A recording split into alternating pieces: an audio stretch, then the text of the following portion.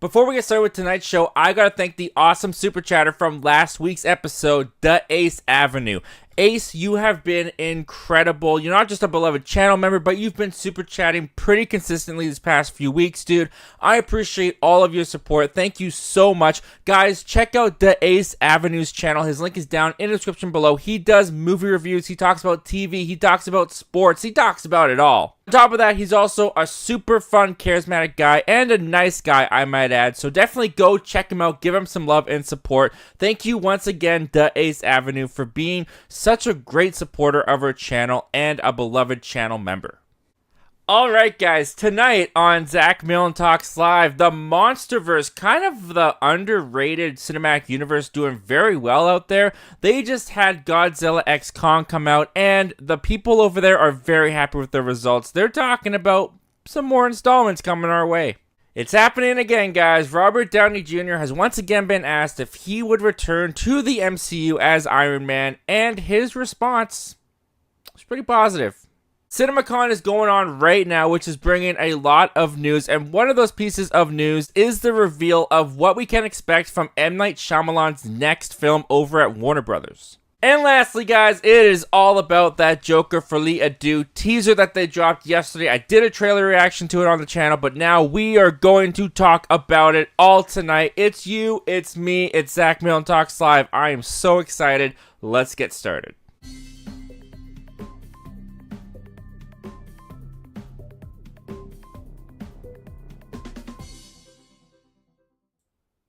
What's up, guys? Welcome to Zach Milne Talks Live, the live part of the show. That was not live. This is now live. We're here. We're doing it. I welcome you all here. If you're new here and you haven't been to the show before, first of all, thank you so much for checking it out. Thank you so much for joining us.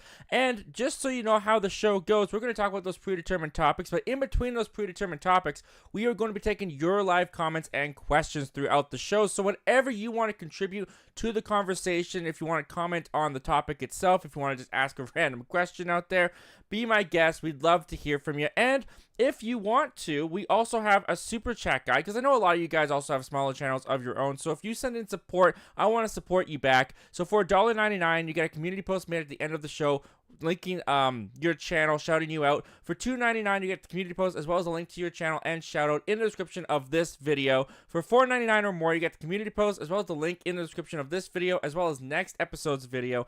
And for $4.99, you also get a video shout out at the beginning of next episode's show, like you saw for The Ace Avenue here. That also translates into super thanks. But as always, guys, super chats are not required to get your comment or question answered, but they are very appreciative. And yeah, I can't believe you guys even do that. And speaking of which, I mean, the show has hardly even started here.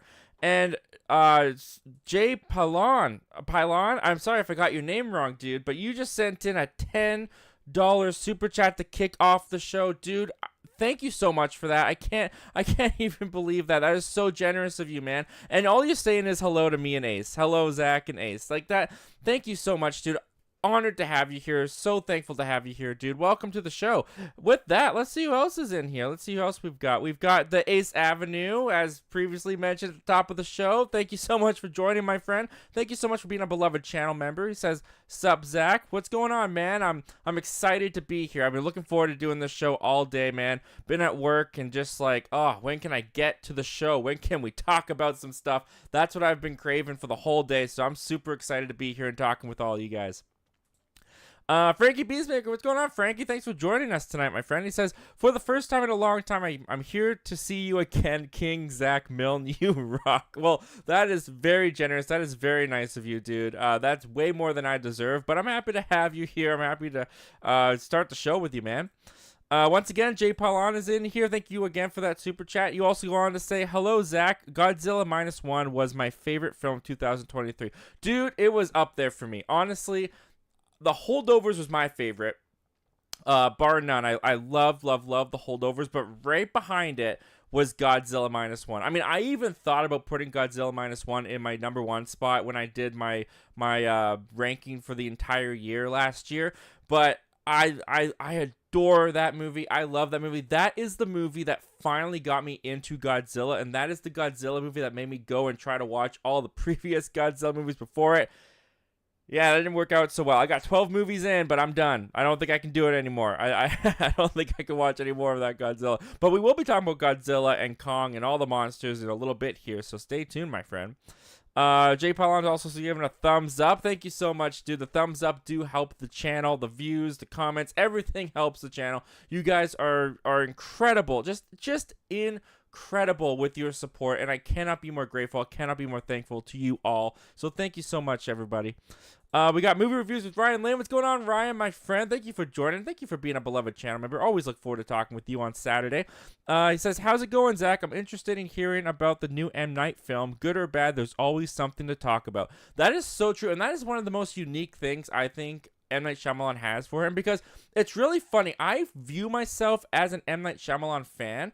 There are not many M. Night Shyamalan movies that I like. You know, like, I'm always curious to see what he's going to do next and how it's going to go, but I'm not a big fan of a lot of his movies, which is really funny. But yeah, this next one we have going on is gonna be interesting. It's gonna be interesting. We'll talk about that in a minute. I'm just making sure. Sometimes I get so paranoid. I just want to make sure people aren't saying that my mic isn't on or something, because that has happened in the past. If you've been here before, you know that. The V with Drew. What's going on, Drew? Thanks for joining, man. I mean, it's always great to see you in here. You always contribute so much. He says, "Hey everyone, what's up? I'm doing pretty well, Drew. I'm doing pretty well. How are you doing, man?"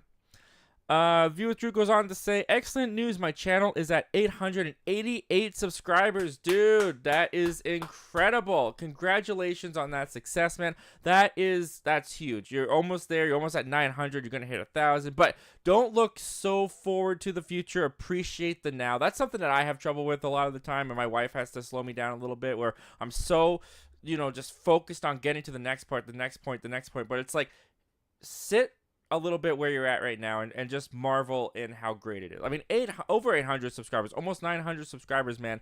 That is a feat. That is awesome. That is nothing to take for like, what was I going to say? I totally forgot what I was going to say. That is not something to scoff at. Is basically what I'm trying to say. That is a big success for your channel, dude. Keep doing what you're doing. You're killing it. Proud of you, man. And yeah, go check out The View with Drew if you guys haven't already. Speaking of killing it, the Ace Avenue sending in a $5 super chat. Dude, thank you so much. You have been so consistently supportive and generous with the channel, dude. You're a great friend. I love talking to you on Saturdays as well. Thank you for being a beloved channel member. And yeah, man, that is so nice of you, man. I appreciate it so much. Thank you so much, Ace, for all of your continued support. We got Frankie Beastmaker saying, keep watch for Christopher Nolan's Dark Knight, Oppenheimer, keep watch burn, I think is what you keep watch burn. Christopher Nolan, The Dark Knight, Christopher Nolan, Oppenheimer, and Christopher Nolan, Interstellar. That's a good one. That's a really good one, actually. Ooh, man. My wife will kill me because it's like her favorite movie, especially of Christopher Nolan's. It's her favorite Christopher Nolan movie, bar none.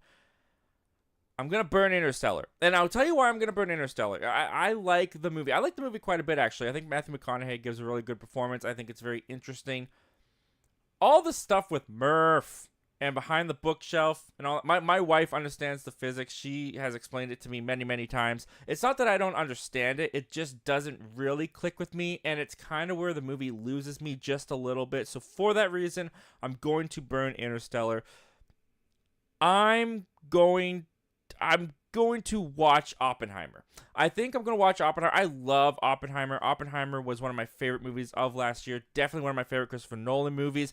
But if we're talking about rewatchability, not the highest. I would much rather keep and rewatch The Dark Knight over and over and over again, more than I would want to keep and rewatch Oppenheimer over and over and over again. So, if I could burn Interstellar, I'd be sad, but I could live with it. If I could watch Oppenheimer just one more time in my life, I feel like I'd be satisfied. But if I could keep The Dark Knight, that would be my pick. That was a really good one, dude. You got me good on that one, because that was hard to pick. We got the Film Review Central. What's going on, guys? Thanks for joining us. He says the legend Zach Milne, the legend. You guys are way too kind with your words there. You guys give me titles that I just can't live up to, but I appreciate that so much, dude. The legend Zach Milne. Which MCU TV show would be better off as a movie? Much love as always. Well, right back at you, man. I appreciate you being here, and thank you so much for joining. And for that question, that's a good question. There's actually quite a bit I feel like I could choose. I feel like a Falcon Winter Soldier. I mean, that easily could have been Captain America 4, I think.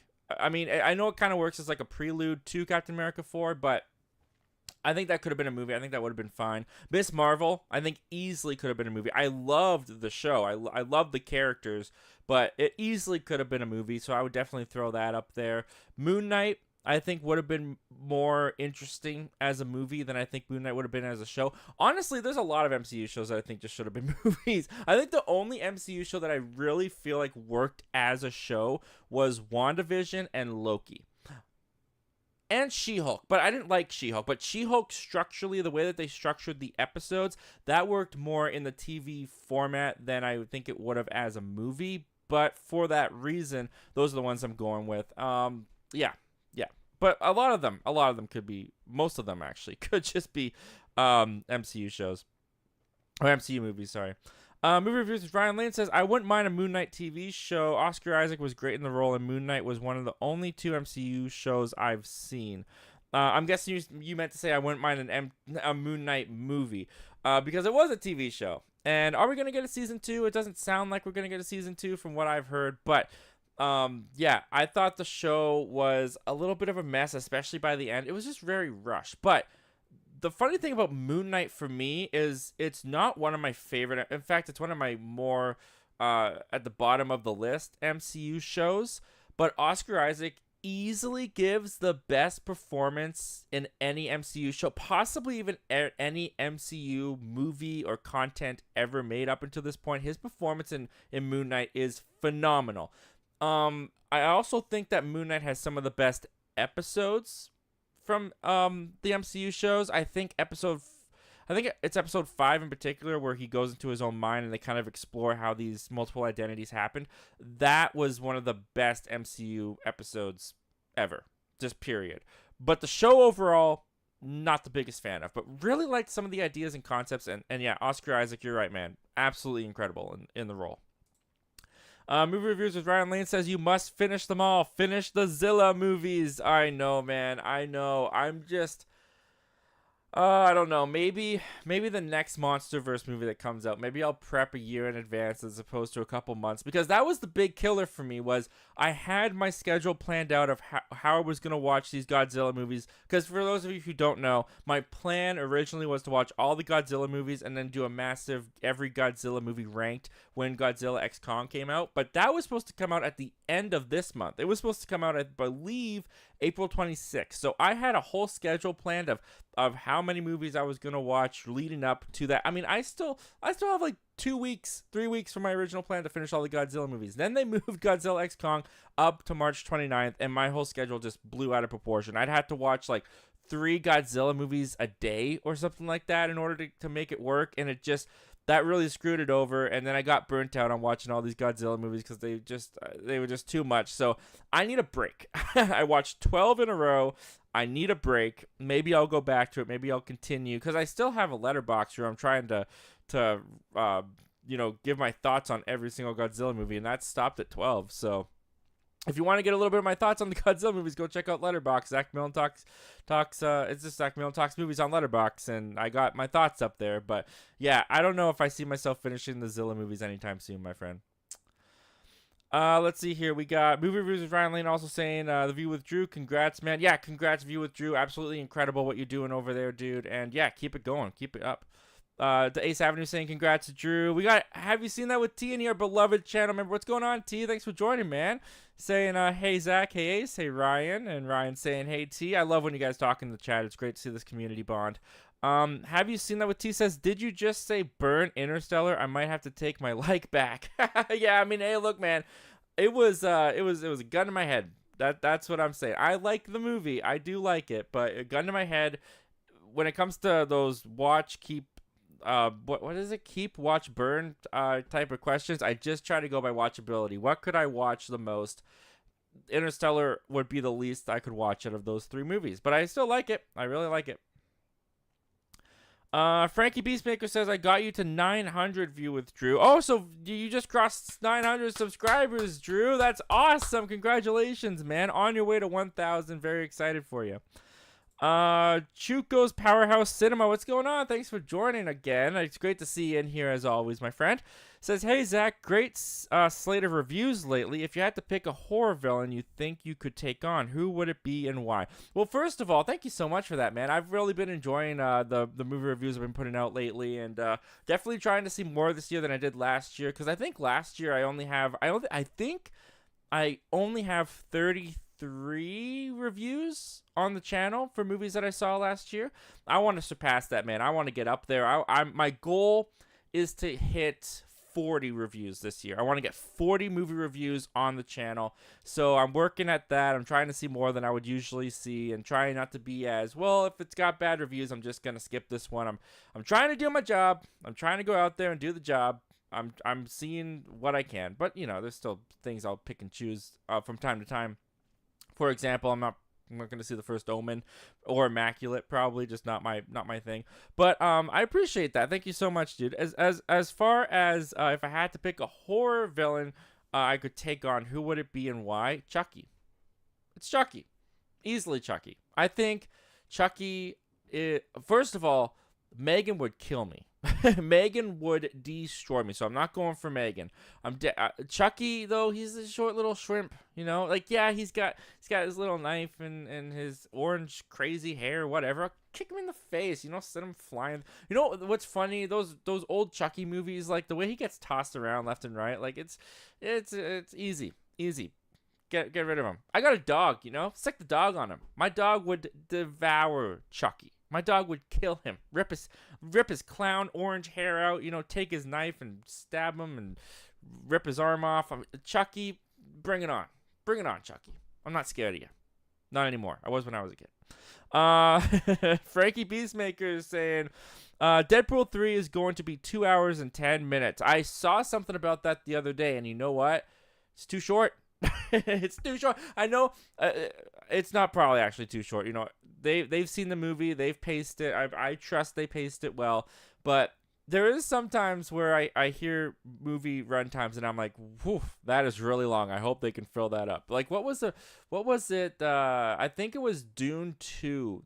I think it was Dune 2 at like 2:45. Oh no, it was Mission Impossible 7, I think it was, that I was like, oh my goodness, that's a long movie. I hope and it flew by. It worked out really well. But sometimes it's the opposite. I see runtimes and I'm like, I want to be sitting in that theater for longer, man. I want a 2.5 hour experience with Deadpool 3. We've been waiting so long for it.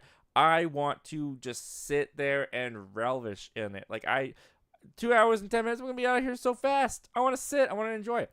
Who knows? Maybe it sucks. Maybe it'll feel like the longest movie ever with how bad it is and the pacing's all off, and maybe it should have been shorter. I don't know.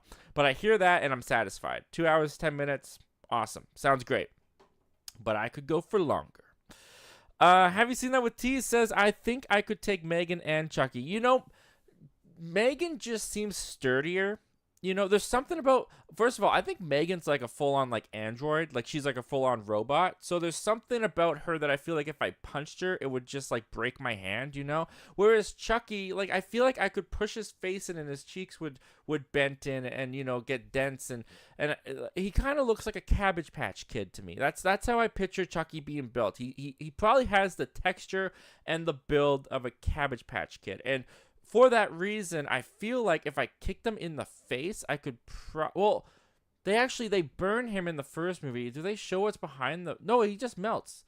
So I don't think he's an android. So Megan's got all the added advances, She's got the TikTok dance moves, and she's got access to the Wi-Fi. And do you know what Megan could destroy me emotionally? Because Megan could just hack into all of my stuff. She could delete my YouTube channel entirely. She could hack my bank account. She could, make me seem awful on social media, make me post terrible things, and then people hate me. Like, Megan could do not just, like, physical damage to my body. I mean, did you see her bite that kid's ear off?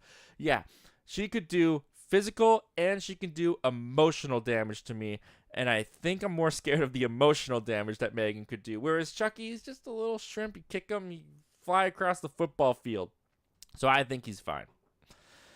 Movie reviews with Ryan Lane is responding to Chuko's Powerhouse Cinema, saying, I'd take on the priest from any religious horror movie ever. Priests are human and lack any cinematic superpowers most of the time. That is a fair point. That is a fair point. I think that I would take on... Can I take on the little demon girl from... Oh, why am I forgetting the name of the Exorcist? The Exorcist. Can I take on the little demon girl of the... Oh, that's a little... Actually, you know what? I don't think I want to say that, because that actually seems really harsh to beat up a little girl now, even if she is possessed. The Ace Avenue saying, what's up to T and Ryan? Have you seen that with T saying Cabbage Patch Kids' heads were hard AF? That is actually a good point. That's a good point. I do remember those heads being pretty solid, but their bodies weren't. Their bodies were pretty, like, just made of stuffing, I think. I remember them being pretty soft. Maybe I'm thinking of a different doll, but I thought it was... I don't know. Bottom line is, Chucky looks super easy to beat, and I feel like I could just kick the crap out of Chucky. I feel like I would win. I just do. I just feel like I could win if I beat up Chucky. Plus, Chucky never really had an adult... Well, okay. Preference this by saying I've only seen the first 3 Chucky movies, so I know there was... Oh, what was her name? Kyle. I know there was Kyle in Chucky 2 that he kind of attacked or whatever. But, you know, Chucky goes after little kid, little Billy. What's his name? Not Billy. Is it Eddie? What is his name? Guys, Andy. Andy, that's his name. He goes after little Andy. You know, he goes after an 8-year-old. You know, I'm 25. I'm bigger. I'm stronger. I'll kick his butt any day, anytime. The Ace Avenue says Chucky becomes more human the longer he's in the doll. That is true. I do remember that. The longer he's in the doll, he's human. You know what? He wouldn't even have a chance to become human, though, because I'm just going to drop kick him across the field, and I'm going to make sure that he has no chance to become human. He ain't going to be long. He's not going to be around long enough with Zach here, all right, to become human. All right, I'm ending his doll life. I'm ending his human life. I'm ending all the life. He's got a little knife. That's fine. I've got intelligence, and I'll figure something out. I will beat him at his own game. I know I will. I believe in myself. Movie reviews with Ryan Lane says the Ace Avenue tax season is almost over, so I'm very happy to no longer have to pull OT overtime doing tax returns. That's awesome, dude. I'm glad for you, Ryan. I know that was a very stressful time for you, so I'm glad that's ending soon, man. Let's see here. Chuko's Powerhouse is saying that's fair to Ryan. Yeah, going for the priest. That's a good loophole, man. That's a good loophole. Have you seen that with T? Says you're right. The heads were hard and the bodies were plush. Yes, they were plush. Okay, so there you go. Scissors. I'll cut up little Chucky's Tommy. No, it was Andy. It was Andy. Yep.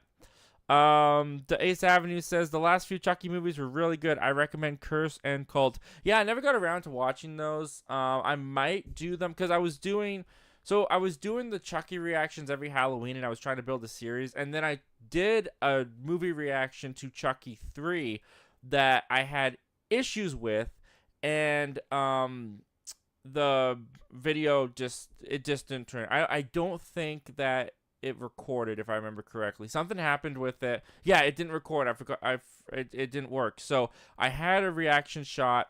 Technically, I didn't have a shot, but I had a reaction shot. It didn't work out. So I kind of am thinking of abandoning the idea of doing a Chucky reaction series now because I'll be missing 3 in the middle. I don't know. Maybe that's just weird. Maybe that's just how I think, where if I don't have all of them in a row, I can't do Cult and Curse. But I definitely can't do 3 again because I've already seen 3, so the reaction would not be authentic. So, unfortunate. But I thought Chucky 3 was fine. Frankie Beastmaker says, I kick Chucky, now I'm only 14. yeah, even 14-year-old kids, I think, could defeat Chucky. Absolutely. No problem there. Chico's Powerhouse Cinema says, now Zach, who are you taking on?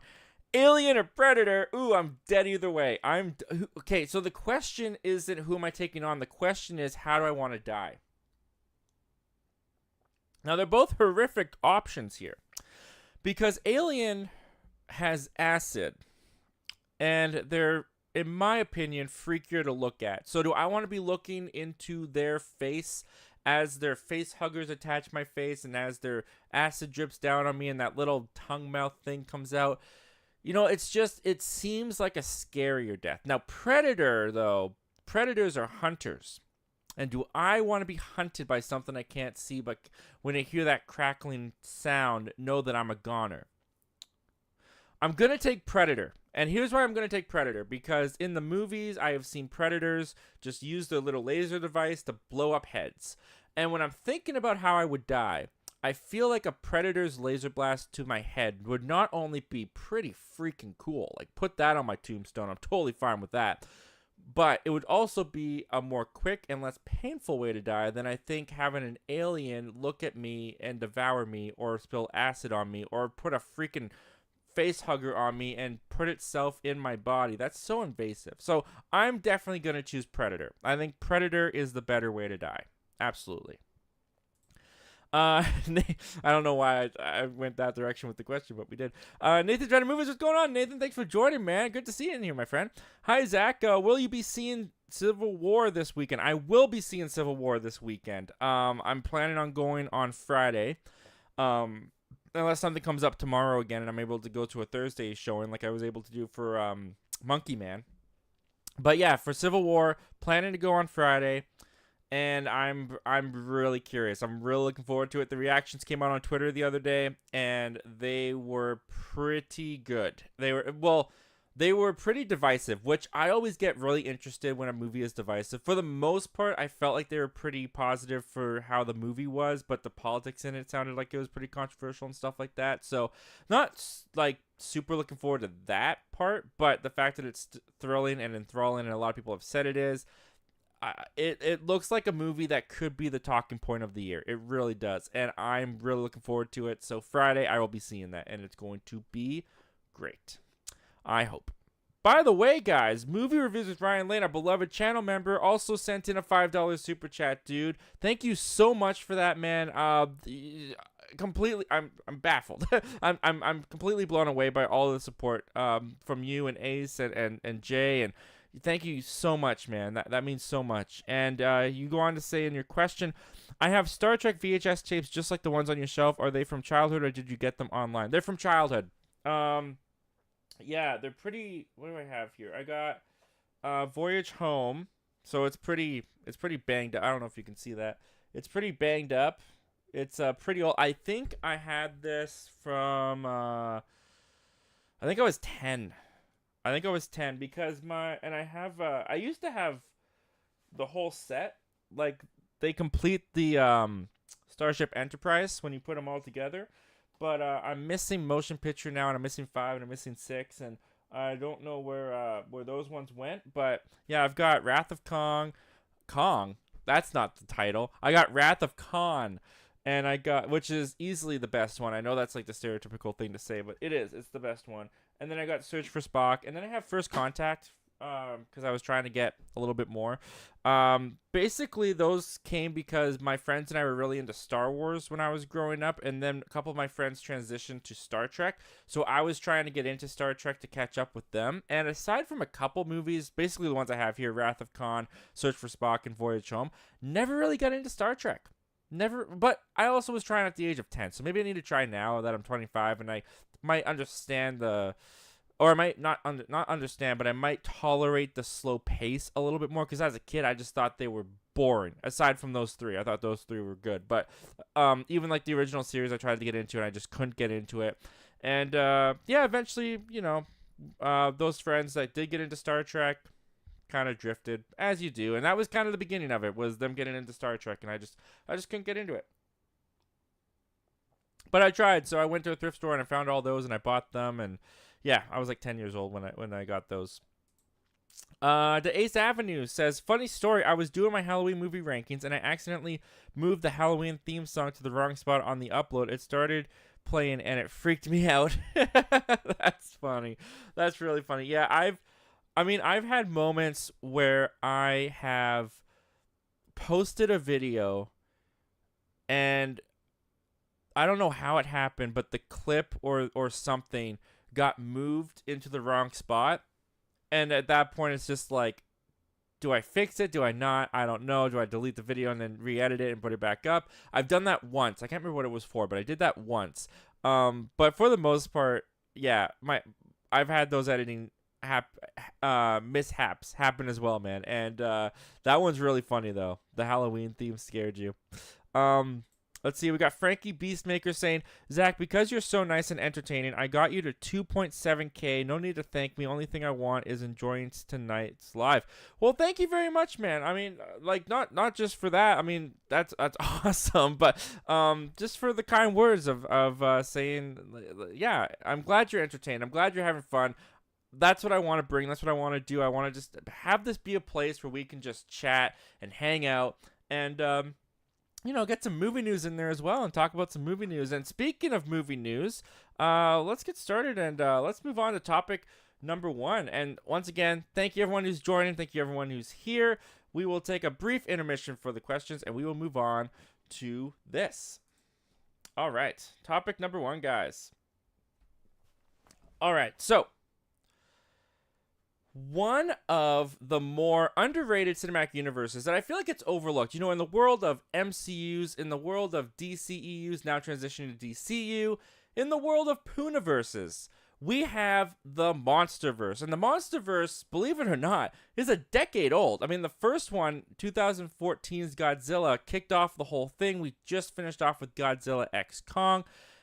And the MONSTERVERSE is doing pretty well. I mean, the fact that Godzilla x Kong opened to $80 million opening weekend was way beyond the box office projections, the projections of like 65 million or 55 to 65 million that it was. It made 80. It completely surpassed its projections, and the people over at the MONSTERVERSE, over at Legendary, are pretty thrilled, rightfully so, and they ain't planning on stopping anytime soon. So this comes to us from the Hollywood Reporter.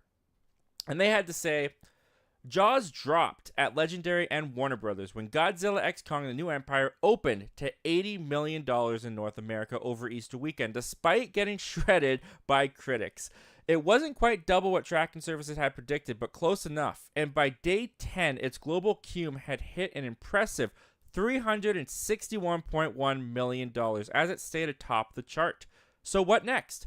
This is certainly an exciting result, says Mary Parent, chairman of worldwide production for Josh Grode's Legendary. Grode's company is an inviolable winning streak. Between this film and early March blockbuster Doom Part 2, we are in a good position to continue the journey. But let's see how Godzilla x Kong unfolds, Parent says. These are early days, but we are certainly feeling good. All right, so that comes to us from the Hollywood Reporter. And look, I mean, you can't deny what the MONSTERVERSE has done here. I mean, the fact that the cinematic universe itself has lasted a decade. I mean, not everyone gets there. Dark Universe, anybody? The Sony Marvel Universe is looking a little on the rocks, a little iffy, you know what I mean? But they made it. They made it a decade. And why don't you continue? Why don't you continue with Godzilla and Kong movies? And Adam Wingard, the one who directed both Godzilla vs. Kong and Godzilla x Kong, has already expressed interest that he wants to do a trilogy. He wants to do another one. He wants to do one more focused on Godzilla, because Godzilla's kind of been in the back seat in a lot of his movies up until this point. The question, 2 questions really. Do I want them to continue with the MONSTERVERSE? And what should they do to keep this MONSTERVERSE longevity going? Because first of all, to answer the first question, I have enjoyed the MONSTERVERSE for the most part. The only one that I would say I flat out just didn't like was Godzilla, King of the Monsters. That one just didn't really gel with me.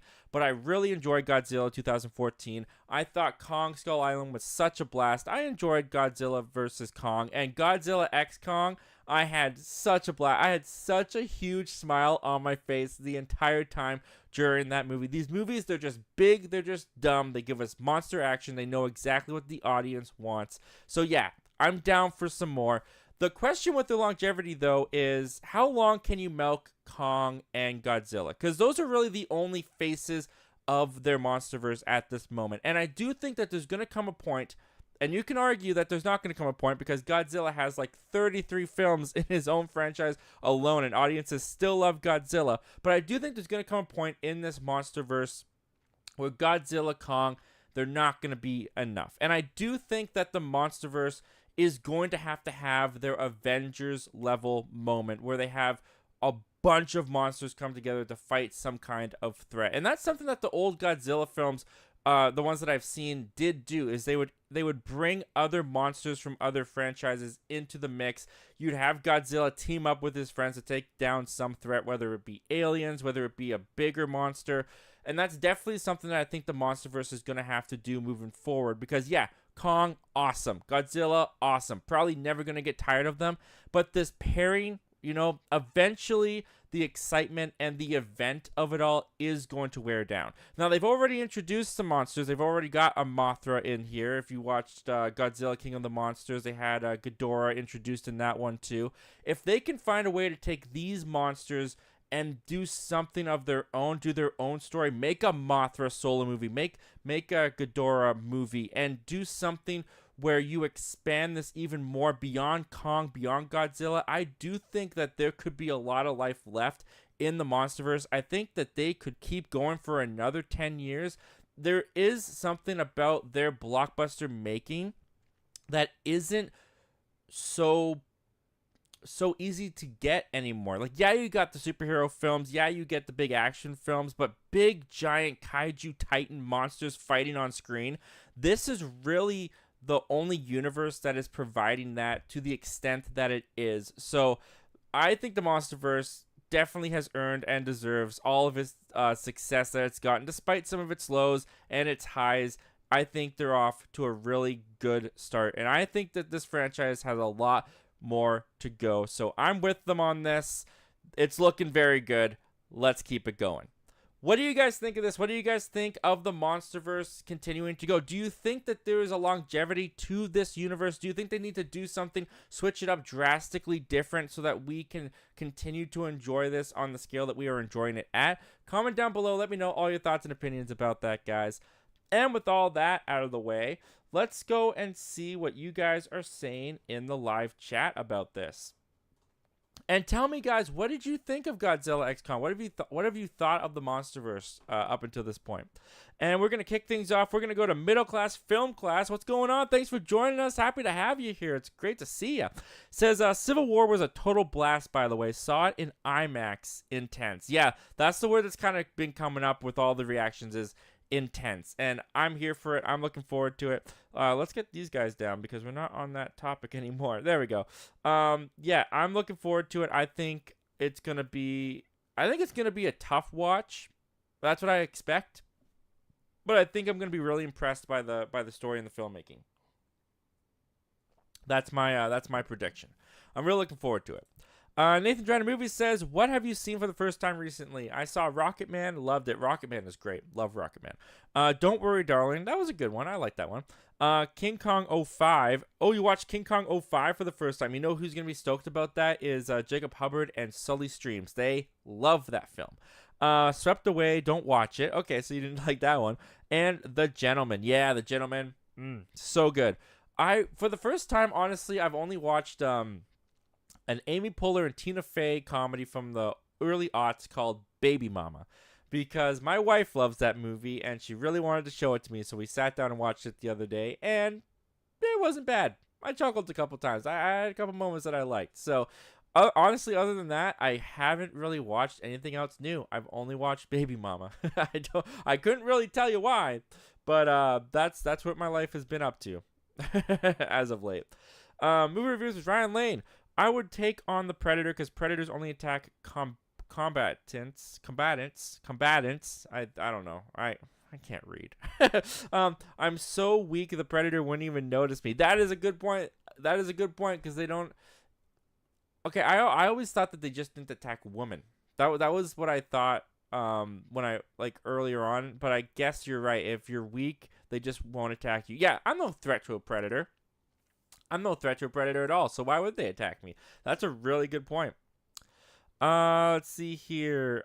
We got movie reviews from Ryan Lane saying, I didn't like King of Monsters or the Kong Skull Island movies. I've enjoyed all the other movies to varying degrees. Yeah, King of the Monsters is my least favorite. I'm surprised you didn't like Kong Skull Island. I mean, it's all subjective totally, but I really liked Kong Skull Island. I thought first of all, John C. Reilly's character's storyline, I was so behind that character. I wanted him to get home so badly. I was rooting for him all the way. I thought all the monster action was a lot of fun in Kong Skull Island, and it was kind of fun to watch like 4 MCU characters or actors come together in that movie. It was pretty fun. Yeah, Kong Skull Island's probably up there as one of my favorites. Let's see. We got the Ace Avenue sending in another super chat. Man, thank you so much for all the support tonight, dude. That's incredible. He says, what do you think is the hardest part of editing? Oh, that's a good question. The hardest part of editing. I mean, it's time consuming for sure. I think editing is honestly my favorite part of YouTube. Because I love seeing the project that's in my head come together. And putting all the pieces together. But I think editing can be challenging in simply just the structure of the video. I think sometimes, for me personally anyways, I think sometimes with editing, it can be tricky to find out how I want it to be put together. And it can also be tricky. Sometimes I get in my own head of like, is this the right clip to use? Is this the right position of the clip? Like, is what I'm saying here emphasized by having the clip play over it, or is the clip just distracting? You know, sometimes it's hard when you're editing to get out of your own mind about that kind of stuff. It's also important to keep that stuff in mind, though. You definitely want to make sure that there's intention, that there's purpose behind what you're doing in the editing. But yeah, no, definitely. And I mean, oh my goodness, when you have like, when you finish filming something and your audio's corrupted or your audio's messed up or something just went wrong and you're trying to fix it in the editing, that can be frustrating. That can be tough. Yeah, those would be my biggest struggles with editing at this point. But I'm also at a point in my my YouTube channel where I kind of have a flow. I kind of have a rhythm with my editing, with how I put my videos together. I kind of understand my own mind when it comes to editing my videos. I kind of know how my videos play out and how I want my videos to play out. And I've been doing this for 5 years, so I've had many times, or many editing opportunities to work it out and to work on what I like and to figure it out and structure it the way I like, to the point that it's honestly kind of simple, if for lack of a better word, to put a movie review together for me now, because I've just done so many movie reviews. And I mean, like, I'm not saying that, like, I haven't done nearly as many as some people on the platform have, but I've been doing movie reviews pretty consistently for years. So the way that I do movie reviews, I kind of understand my structure. I kind of understand my flow. And so when it comes to editing my movie reviews, that's actually gotten a lot simpler. Like, I'm talking 2 years ago, I probably spent 4 to 5 hours editing a movie review, whereas now I probably take an hour and a half to 2 hours to edit a movie review, depending on how long the review is. So yeah, those are a couple things for me, for sure. That was a great question, though, man. Thank you so much for sending that in. Let's see here. We got Toxic Gamer 331. What's going on, man? Thanks for joining. Always great to see you in here, my friend. Says, hey, Zach. Well, hello, Toxic Gamer. How's your day been? My day's been all right. Work was fine. It wasn't, it wasn't very eventful, to be honest with you. I was just sitting there, like, you know, shaking my leg, like, I can't wait to get home and get the show ready. I can't wait to do the show. I can't wait. Like, I've been looking forward to this all week. I've been looking forward to this all day. So I'm doing really well right now, dude, that we're doing the show, that we're live. And my day overall was fine. How was your day, man?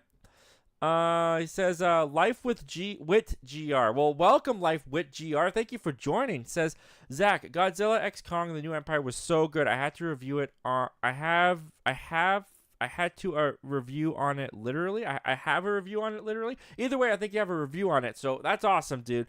Yeah, I'm pretty sure I checked out your review, but I digress. Yeah, I really enjoyed Godzilla X Kong. Now, I've talked to many people who have not liked the movie, and I can't argue with them.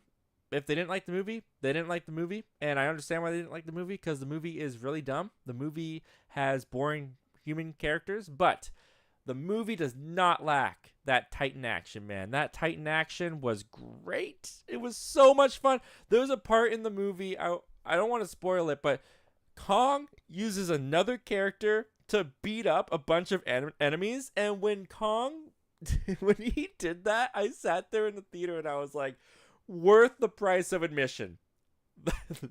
That's why I came. That is why I came. That moment, you guys, if you saw Godzilla X Kong, you know what I'm talking about. That moment, that was like chef kiss. Like, that was the best moment the MonsterVerse probably provided me ever. It was the smallest little thing. Kong just using another character to beat up other characters, and I lost my mind. I had so much fun in Godzilla X Kong. Is it a good movie? I can't say it's a good movie, but it is a fun movie. And you know what to expect with these movies, so if you go in expecting to have a good time with monster action, you're gonna get it. Or at the very least, I did. Oh man, that moment was. I'm gonna play that moment so many times on YouTube clips and on the Blu-ray. Just that part is gonna get so worn out. Docs Game with 331 says, I'm a little later than usual. That's because I did another WWE video with your character in it, where in the main event you defend your social media championship against a mystery opponent. Ooh, that's very exciting. Well, hey, man, look, you're not late. I'm the one that is so thankful and grateful to have you here. You didn't even have to show up. None of you guys had to show up, but you're deciding to spend time with me. You're giving me your time. That is not lost on me.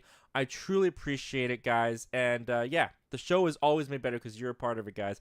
And I appreciate you so much. Thank you so much for being here. Chuko's Powerhouse Cinema says, they need higher stakes. I need to see a major kaiju death, just not Kong. I mean, that's a good point. That's a good point. But at this point, which kaiju do you kill off, right? That gives you that stake. So they definitely do need to build out the world more, I think. They need more than just Kong and Godzilla. They need a plethora of monsters. They need to go. They need the Avengers of monsters. They really do. And I think that they're kind of at an advantage right now because they have Kong, they have Godzilla. Those are already established monsters that audiences have loved for if not generations, decades, if not generations. They've loved Kong and Godzilla. Mothra, though, I mean, you've had her in the movies, but Mothra, a little bit more niche. You know, Ghidorah, a little bit more niche. So if you can get those monsters built up and get the audience to not just come for your Kong movies, not just your Godzilla movies, but other kaiju movies, yeah, you'll be in a better position for your universe for sure. Because if they just do Kong, if they just do Godzilla, the universe is gonna run thin. And I do think the interest will wear a bit. Talks to you with 331 says, I think they should maybe turn Godzilla into a bad guy again and have all the good kaijus face Godzilla. I can't say I'm 1000% on that, but I'm more 50-50 like on that. Hasn't Godzilla, they usually use Godzilla though as a bad guy at the start of all these movies, don't they? Like in Godzilla vs. Kong, Godzilla was the bad guy, but then it found out, oh, there was something happening to Godzilla behind the scenes that made him act bad. And I think even in Godzilla X Kong, there was something about him like seeming like a bad guy. I can't remember exactly, but yeah, they definitely have done that before, and I'm not so sure it's any different. I don't know if it would be any different to just make him another bad guy. What they need to do is find a way to give Godzilla more screen time and not just have him be there because he's chasing down Kong, because they did that twice now. In 2 movies, they did that. They did that whole thing where Godzilla is only here to chase down Kong. They did it twice. They need to do something different for the next movie. Talk to you with you. One says King Kong 2005 is amazing. Yes. Frankie the Beastmaker says I'm 2 away from 2600. That is awesome, man. Congratulations on that. Talk to you with 331 says, are you seeing Civil War or Don't Tell Mom the Babysitter's Dead reboot this week? Does the Don't Tell Mommy Babysitter's Dead come out this week? I was not on my radar about that. I don't know if I'm gonna see that one. I don't know. Civil War, yes. I'm seeing Civil War on Friday. I'm looking forward to it. I don't have my tickets yet, but I don't think they're going to be a big problem to get. I don't think many people are going to be going out to see that in my town, to be honest with you. But, yes, I don't know if I'm going to see Don't Tell Mom the Babysitter's Dead. But my wife loves the original film. Like, loves the original film. She actually showed me the original film for the first time, like, last year. I hadn't seen it before. So maybe she'll want to go see that. Maybe she'll drag me out to it. Maybe I'll drag her out to it. Maybe it'll be a date night thing. I don't know. But at the moment, no plans. But Civil War, yes. Zach Attack Reviews, beloved channel member and beloved friend of the channel and just in my life. How you doing, man? By the way, congratulations, man. Your Joker trailer reaction, that took off. That was crazy, dude. I was sitting there, I was watching I clicked on it and I just like watched the numbers go up and up. Like it just kept jumping up. I think last time I checked it was at like 600 views. It's probably crossed 1,000 at this point, dude. Absolutely stellar job and totally well deserved because you have spent so much time consistently building up your trailer reactions to the point that people know to come to your channel for trailer reactions. That's something I'm trying to build up myself. I'm trying to do a couple more trailer reactions and try to get more people accustomed to that, but you've done it, dude, so you've earned all the success, man, and that video was great, and congratulations, my friend, and thank you so much for being here. It says, you're still live, Milne. You put that double L in for your, I commented this on that shout out you gave me. Your commitment to butchering my name never fails to boggle my mind. You go so far, and I love it. But yes, you're still live, Milne. Yes, I'm still live, man. I'm still live. We haven't even gotten to topic 2 yet, actually. We should probably get to the second topic, honestly, pretty soon here. Let's see here. We got Toxic Gamer 331 saying, I gave you a GTS as your finisher as requested. I call it the go-to. Oh, you're talking to Zach Attack. Awesome, man. That's awesome. Zach saying he loves that too. That's great. Toxic Gamer 331 says, now I'm editing the video while watching you at the same time. Always a pleasure to be a part of your multitasking, man. Always a pleasure. Toxic Gamer 331 says, have you watched the See No Evil trailer with James McAvoy, Zach M? I have not. I saw that it dropped on Twitter right before I went to go live on the show, so I have not gotten a chance to check that out yet. Zach Attack Reviews says, not yet. I'm kind of upset they're remaking it already. Already? Are you talking about, are you seeing the Babysitter's Dead? Are you talking about Don't Tell Mom the Babysitter's Dead? You think they're remaking it too early? I mean, when did that come out? Wasn't that like the late 80s? Or was that the 90s? When was, you know what? This is the perfect time. Let's look it up. Let's find out. When did, where are we at here? Boom, there we go. Okay, when did, you guys can see how bad I am at typing now. When did, Don't Tell Mom the Babysitter's Dead? Okay, 1991. Okay. So it came out in early 90s. I don't think that's too early. I don't think that's too early to do a reboot or a remake, whatever you want to call it. It's a little bit later than I thought it was, though, to be honest with you. I thought it was the 80s. Let's see here. Toxic. Oh, whoops. I'm not in the right box anymore. There we go. Toxic Gamer 331 says, my day has been good. Great to hear it, man. I'm happy to hear that. Movie Reviews with Ryan Lane says, I'd say it takes me about an hour to edit and post, but my videos typically involve fewer edits and inserts than yours. Yeah, I've definitely committed to doing the inserts, doing the pictures, doing the videos. I'm also trying to play around with like the green screen little characters. I've been having a lot of fun with that, actually. I don't know if you guys, I haven't really seen much in the comment section feedback about that, so maybe people hate it, but I will say my watch hours on videos has gone up since I started doing that. So maybe it's working, but I've been having fun with it. I've been having a lot of fun with it. Zach Attack Reviews says, Godzilla X Kong was fun. I completely agree. I thought it was fun. I thought it was a great time. It knew exactly what it was. It didn't try to be anything else, and I had a good time.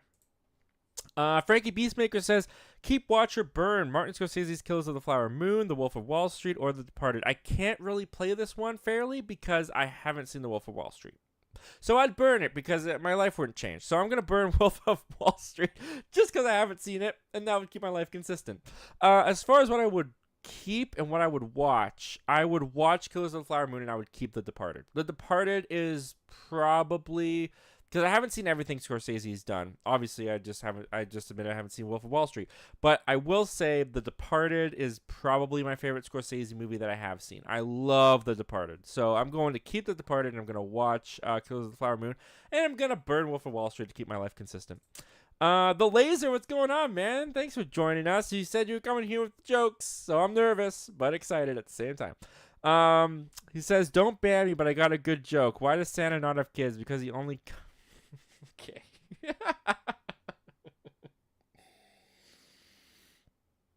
I really should have saw that one coming. I'm not going to finish that sentence. If you're just listening audibly to this, you're not going to know what that... You probably have a good assumption, but you're not going to know what the end of that says. And I don't know if YouTube would demonetize me if I said that out loud. I don't know.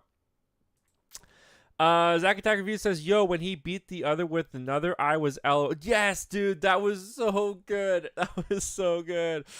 Zack Attack Review says, that is why I came. Crazy stuff you do with these, dude. Dude, you and the laser man, you guys are bad. You guys. Oh my goodness. I'm not even gonna address that. I'm not even going to address that, man. That was cruel. That was good, but it was cruel. Toxic Gamer 331 says, how would you rank all the MonsterVerse movies and shows, Zach? I haven't seen Monarch, to be honest, so I can't rank that. As far as the movies, I haven't watched many of them in a while. So based off memory, probably Kong Skull Island, then Godzilla X Kong, then Godzilla 2014, then I would probably go Godzilla versus Kong, and then I would probably go Godzilla King of the Monsters. Because there's 5, right? I think there's 5. Yeah, so that's how I would rank those for now. Movie reviews with Ryan Lane says, seeing Kong get dental surgery was a bizarre but fun delight. Dude, that sequence... I mean, are we spoiling Godzilla X Kong by talking about... Can you spoil Godzilla X Kong? I don't know if you can. But I thought that was really fun. And Dan Stevens, I don't think I even brought up his character in my review, which is kind of a fault on my end. But Dan Stevens was fun in that movie. His little Ace Ventura Titan character, I enjoyed him. Tox Gamer 331 says, what are your thoughts on Universal doing a Wolfman remake this year in October? I'm all for it. Do it. Yeah, the Wolfman... The old classic Wolfman I've seen, like, I'm talking, like, what is it, 1930s? Maybe the 1940s, I don't remember. But I've seen it, and I'm all for a remake. I'm all for it. I think it would be great. I think with today's modern technology as well. Absolutely. Let's see here. We got Toxic Game 331 says, I'm going to Universal next week with a girl. Ooh, with a smirky face with a girl. I love how you can just... I'm assuming when you're saying I'm going to Universal next week with a girl, you're probably just going there for like a casual date with someone you know. Like you can just go to Universal Studios is what I'm assuming with that. My mom and my sister and my sister's boyfriend are going to Disneyland on Sunday. They leave on this Sunday and they're going for a week. And they've been like preparing for this for a year, saving up, booking hotels, booking the plane, all that kind of stuff. They've been like this has been a real planning event. And the fact that there are people that can just wake up and say, go to Disneyland today, go to Universal Studios today. I'll never understand that life. I'll probably never understand that life because I probably will never have the opportunity to just go to Universal Studios or Disneyland one day. But it's really cool that you can, man. And wow, sorry, I'm assuming it's a date by the smirky face with the girl. Maybe it's just your friend. Maybe it's your sister. Maybe it's a cousin. I don't know. I'm assuming it's a date. I'm assuming it's a date with a non-relative. And I hope you guys have a great time. And what a great place to be able to take a date. That's for sure. I can take a date to Wendy's or McDonald's here, but I don't have to worry about that anymore because I'm married. Zack Attack Reviews says, I still take my wife out for dates, don't get me wrong. Zack Attack Reviews says, See No Evil is a remake of a foreign film from 2 years ago. I figured I'd heard of See No Evil from 2 years ago. Wow, they made that fast. Zack Attack Reviews says, reviews take me 3 to 4 hours and my trailer reactions take me 30 minutes now. That's awesome, dude. You get those out fast. I think my trailer reactions take me about, 45 minutes, maybe. Roughly, I think Joker 2 took about 45 minutes, so I'm kind of close to where you're at. But yeah, your reviews, you put a lot into your reviews, though, man. You got things dropping from the sky and switching around, and like your videos are very high in production. Another person whose videos I admire, 2 people I admire along with you, Zach, is Dark Movies. Our friend Toby, his editing has gotten really, really good, and he always puts so much into it. And of course, who I consider to be the king of editing, as far as where we're at and our circle of YouTubers, is Cosmic Broadcast. Jonah. If you guys, first of all, I find it criminal. congratulations to Jonah if he's watching. I don't even know if he's here, but he just crossed 1,200 subscribers, so that's awesome. Congratulations to Jonah, 1,200. If you guys aren't subscribed to Jonah, you definitely should be. The Cosmic Broadcast. He puts out some of the highest quality videos on YouTube of people of our size on YouTube. I'm baffled he doesn't have more subscribers. I'm like, it honestly, it doesn't compute to me. He puts so much into his videos. His videos are so good. They're so crisp and sleek. And I don't know why people are watching but not hitting that button. I really don't. Because he gets the views. His views do pretty well. I don't know why they're not hitting that button more though, dude. Like, he should be, like, in my opinion, he's a channel that if I didn't know what subscriber count he was at, he'd be at 10,000 or even like 50,000 in my mind by his just quality and production. So definitely go check out Cosmic Broadcast if you guys haven't yet. He's amazing. Toxic Game with You 1 says, what editing app do you use for your videos, Zach? Just curious. Believe it or not, it's just iMovie, because I'm just comfortable with iMovie, which you could argue that's why you're taking so long with your editing, and I would say that is a fair argument. That being said, there's a lot more you can do with iMovie than people think, and especially when you push it to its limits. And it's an editing, it's so easy, it's so simple. I've like mastered it. I've used it so many times that I'm kind of like, do I want to learn how to do a fancy editing system on the computer when I'll edit videos on the go, just on iMovie. Like, if I have to go out somewhere and I have a video that I need to work on, if I have time, I'll edit the video instead of scrolling through Instagram or Facebook when I'm like other people, when you're sitting at a dinner table or something. I'll edit a video on iMovie on my phone. Every video, aside from these lives and aside from the clip outs, which technically I do clip out by using my phone. So technically the only videos not edited on my phone are these live streams. Everything else is used on my phone. It's just iMovie, and I've been doing it since I started. For 5 years I've been using iMovie, and that's all I've ever needed. It's also free, so why not? Yeah, the laser giving the evil face, absolutely, dude. You little sinister, you got me. Toxic Gamer, I know what that joke means. Yeah, I know you do. You said it, Zach. Yeah, you got me, dude. You got me, and that was good. That was good. But yeah, that was good. Nathan Trying Movie says, I rewatched Cloudy with a Chance Meatballs, and it is underrated. Completely agree. I love that movie. That movie's great, and that is a Phil Lord what is it? Phil Lord and Christopher Miller. Lord and Miller. Is that what it is? Yeah. Those are Lord and Miller, so that's awesome. I agree. That movie's great. The sequel sucks. I do not like Cloud with Jazz People too. I didn't even like that when it came out and I was a kid. But I've always loved the first one. Chuko's Powerhouse Cinema says ranked Kong first legend. As in like Kong Skull Island was my favorite? Yeah, I'm putting him first. Absolutely. Movie Reviews with Lion Lane says, the Santa joke is still less embarrassing than your awkward Little Mermaid anecdote with Jacob Hubbard. Absolutely. Absolutely it is. Dude, that is easily the hardest I've ever laughed on the show. That's such a memory. I love that.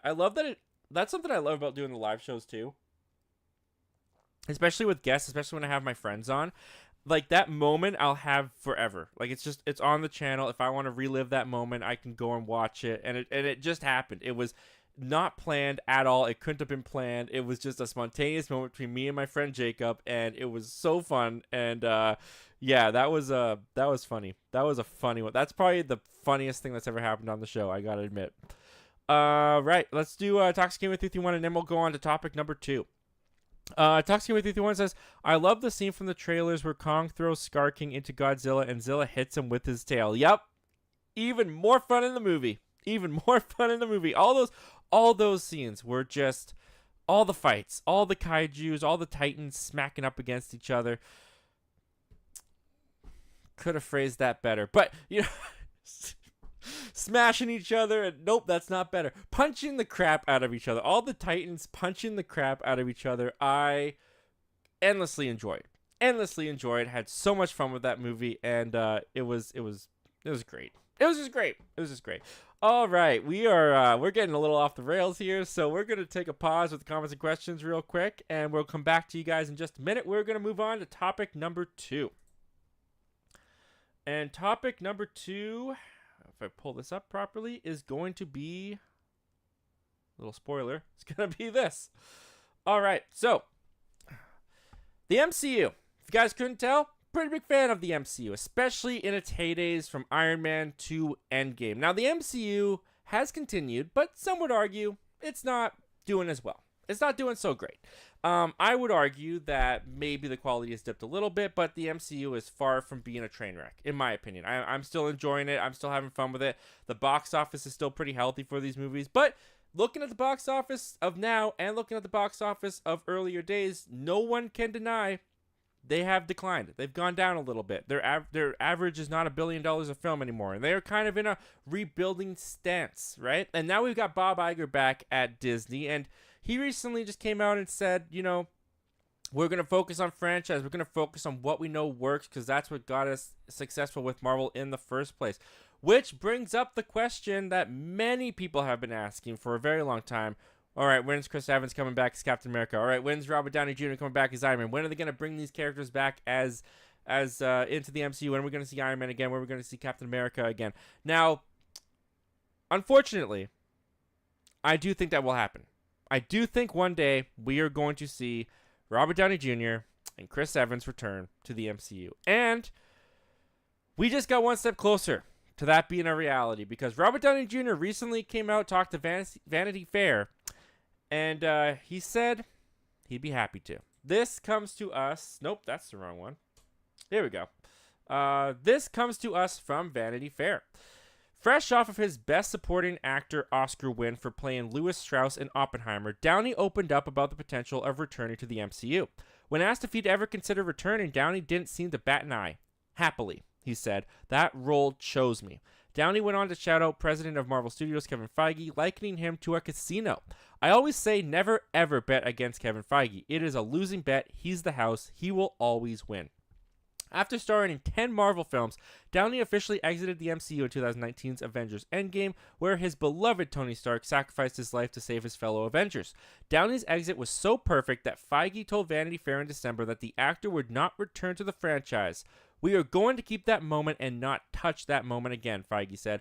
We all worked very hard for many years to get to that, and we would never want to magically undo it in any way. And that comes to us from Vanity Fair. Look, Kevin Feige, I appreciate you, man. I appreciate you. Those words, they give me so much hope, because the last thing, and this might be an unpopular opinion, I'm sure some people do agree with me on this, but the last thing I want to see happen to the MCU is for them to just bring Iron Man back. Is for them to just bring Captain America back. For them to just bring Tony Stark and Steve Rogers and Chris Evans and Robert Downey Jr.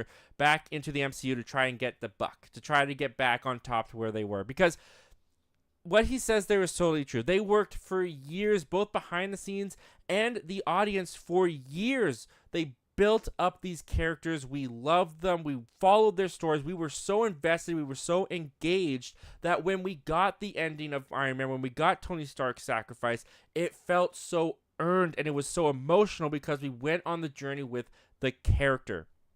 You've got to move on, and you've got to stay moved on. Now, Bob Iger being back at Disney, I honestly think that the conversation is happening, and I think that's one of the reasons why Robert Downey Jr. has kind of changed his tune a little bit here, because in past interviews he has said that, you know, he probably wouldn't want to return. He's ready to move on, do other things. He's never said that he, like, flat out, like, never gonna happen type thing, but he has been very convincingly telling us that that chapter of his life is done. It's over. He's closed it, and he's moving on. Now I think he's planting some seeds. I do think that there's probably some discussions, some talks happening of, hey, if we could bring them back, how would we do it? How could we do it? I mean, Secret Wars, multiverse, there's endless possibilities.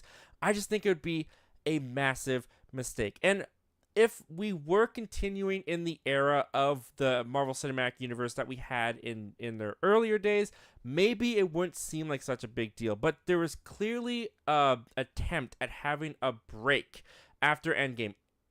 Iron Man to Endgame, you could argue Far From Home in there as well. They kind of work as the one big storyline. They're one chapter of a very large book. Oh, there are many, many chapters within a book. And it's very clear that they're trying to branch off from that story and do something new, while also paying homage and keeping what happened in that story relevant to the stories they're telling now. but I do not think that that includes going back to Iron Man and pulling these whole old characters back. You are just going to diminish the effect and the impact of the sacrifice, of this death, of this character's journey. This character ended so well. Robert Downey Jr. says he would happily return to the MCU. I would be happy if he didn't.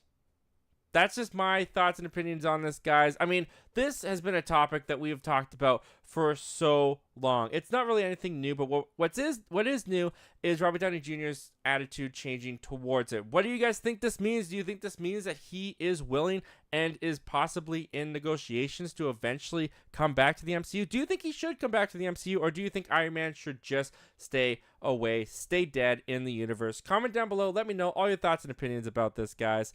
And with that, it is getting a little bit later. So before we jump back into the comments and questions, let's take topic number 3.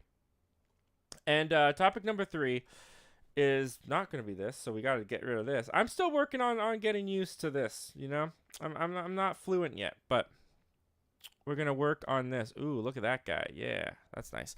All right, so topic number 3 is this, guys. One of the most interesting directors, I think, working today is M. Night Shyamalan. Now, M. Night Shyamalan, he has cemented himself in legacy of directors. I mean, whether you love the guy, whether you hate the guy, his work will forever be dissected, will ever be talked about. It's funny because I do call myself a fan of M. Night Shyamalan, but there are very few movies of M. Night Shyamalan that I actually like. But every time M. Night Shyamalan comes out and announces he's doing a new movie, I instantly get intrigued. I instantly get curious. And one of the reasons for that is M. Night Shyamalan is famously very secretive. He holds his cards very close to the vest when it comes to the projects that he's working on next. And the next movie that he has coming up is called Trap. And there's been very little said about Trap. We don't really know what it is about. But now we have a little bit of an idea, because at CinemaCon, they revealed some footage from the film, which gives us the setup of what we can expect from M. Night Shyamalan's new film. And this comes to us... Whoops, not that one. This comes to us from Slash Film. Spoiler alert, by the way, if you don't want to know anything about Trap, don't listen to this quote. Here's what they had to say. Trap has kept its cards close to the chest, with the only known information about it revolving around the main setting of a concert venue with psychological thriller vibes, where they realize they're at the center of a dark and sinister event, according to the logline. The mind reels at the possibilities, but here's how the CinemaCon footage unfolded, as reported by Ryan Scott. The reel begins with a singer known as Lady Raven I missed my spot. Reel begins with a singer known as Lady Raven, possibly played by Selika Shyamalan, as well ID'd taking the stage with Josh Hartnett's character in attendance with his daughter, apparently in full dad mode. Upon leaving his prime seat to visit the restroom, Hartnett's character suddenly encounters police cars and camera people buzzing about some unknown development. After asking someone what's going on, he's informed that a mysterious figure known as the Butcher is the target, and the entire concert was a setup as an elaborate trap that could very well be a serial killer. From there, the quick cutting reel teases increasingly horrific imagery that includes Hartnett looking at his phone and seeing a video of someone trapped in a basement. It certainly appears that Hartnett himself is actually the Butcher in question, and the video on his phone is that of his own hostage. The footage ends with him giving a sinister smile to the camera. Alright, so that comes to us from Slash Film, and like I said, this is just some footage that was shown at CinemaCon. This is not a full plot synopsis, but it is the most that we've gotten from M. Night's new film. And what I take away from this is I love it. I love it. It sounds great. It sounds perfect for M. Night Shyamalan, because I think M. Night Shyamalan is at his best when he is limited in his storytelling.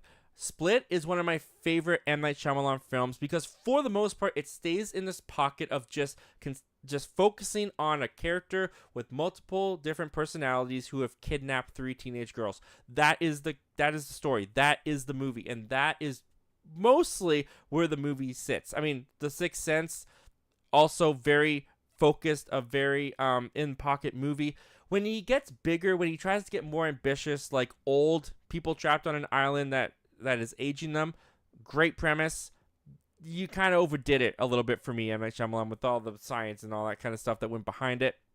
The Village, I thought worked pretty simply, but then he had to add all these weird monster twists and all this kind of stuff. I like The Village, but still, M. Night Shyamalan, sometimes I just feel like he goes a little bit too big for his bridges. But when he's staying in this smaller, contained type film, I think he does some great stuff with it. And that's exactly what this kind of feels like it is. Now, obviously, that's not going to be the twist of the movie, because with M. Night Shyamalan, you got to have a twist. Everybody knows that about M. Night Shyamalan. I honestly would love it if this one didn't.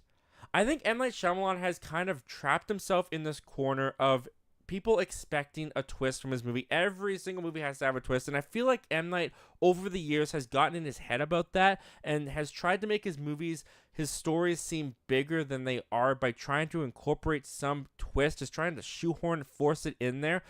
A premise of a guy who is a serial killer in hiding but is being hunted.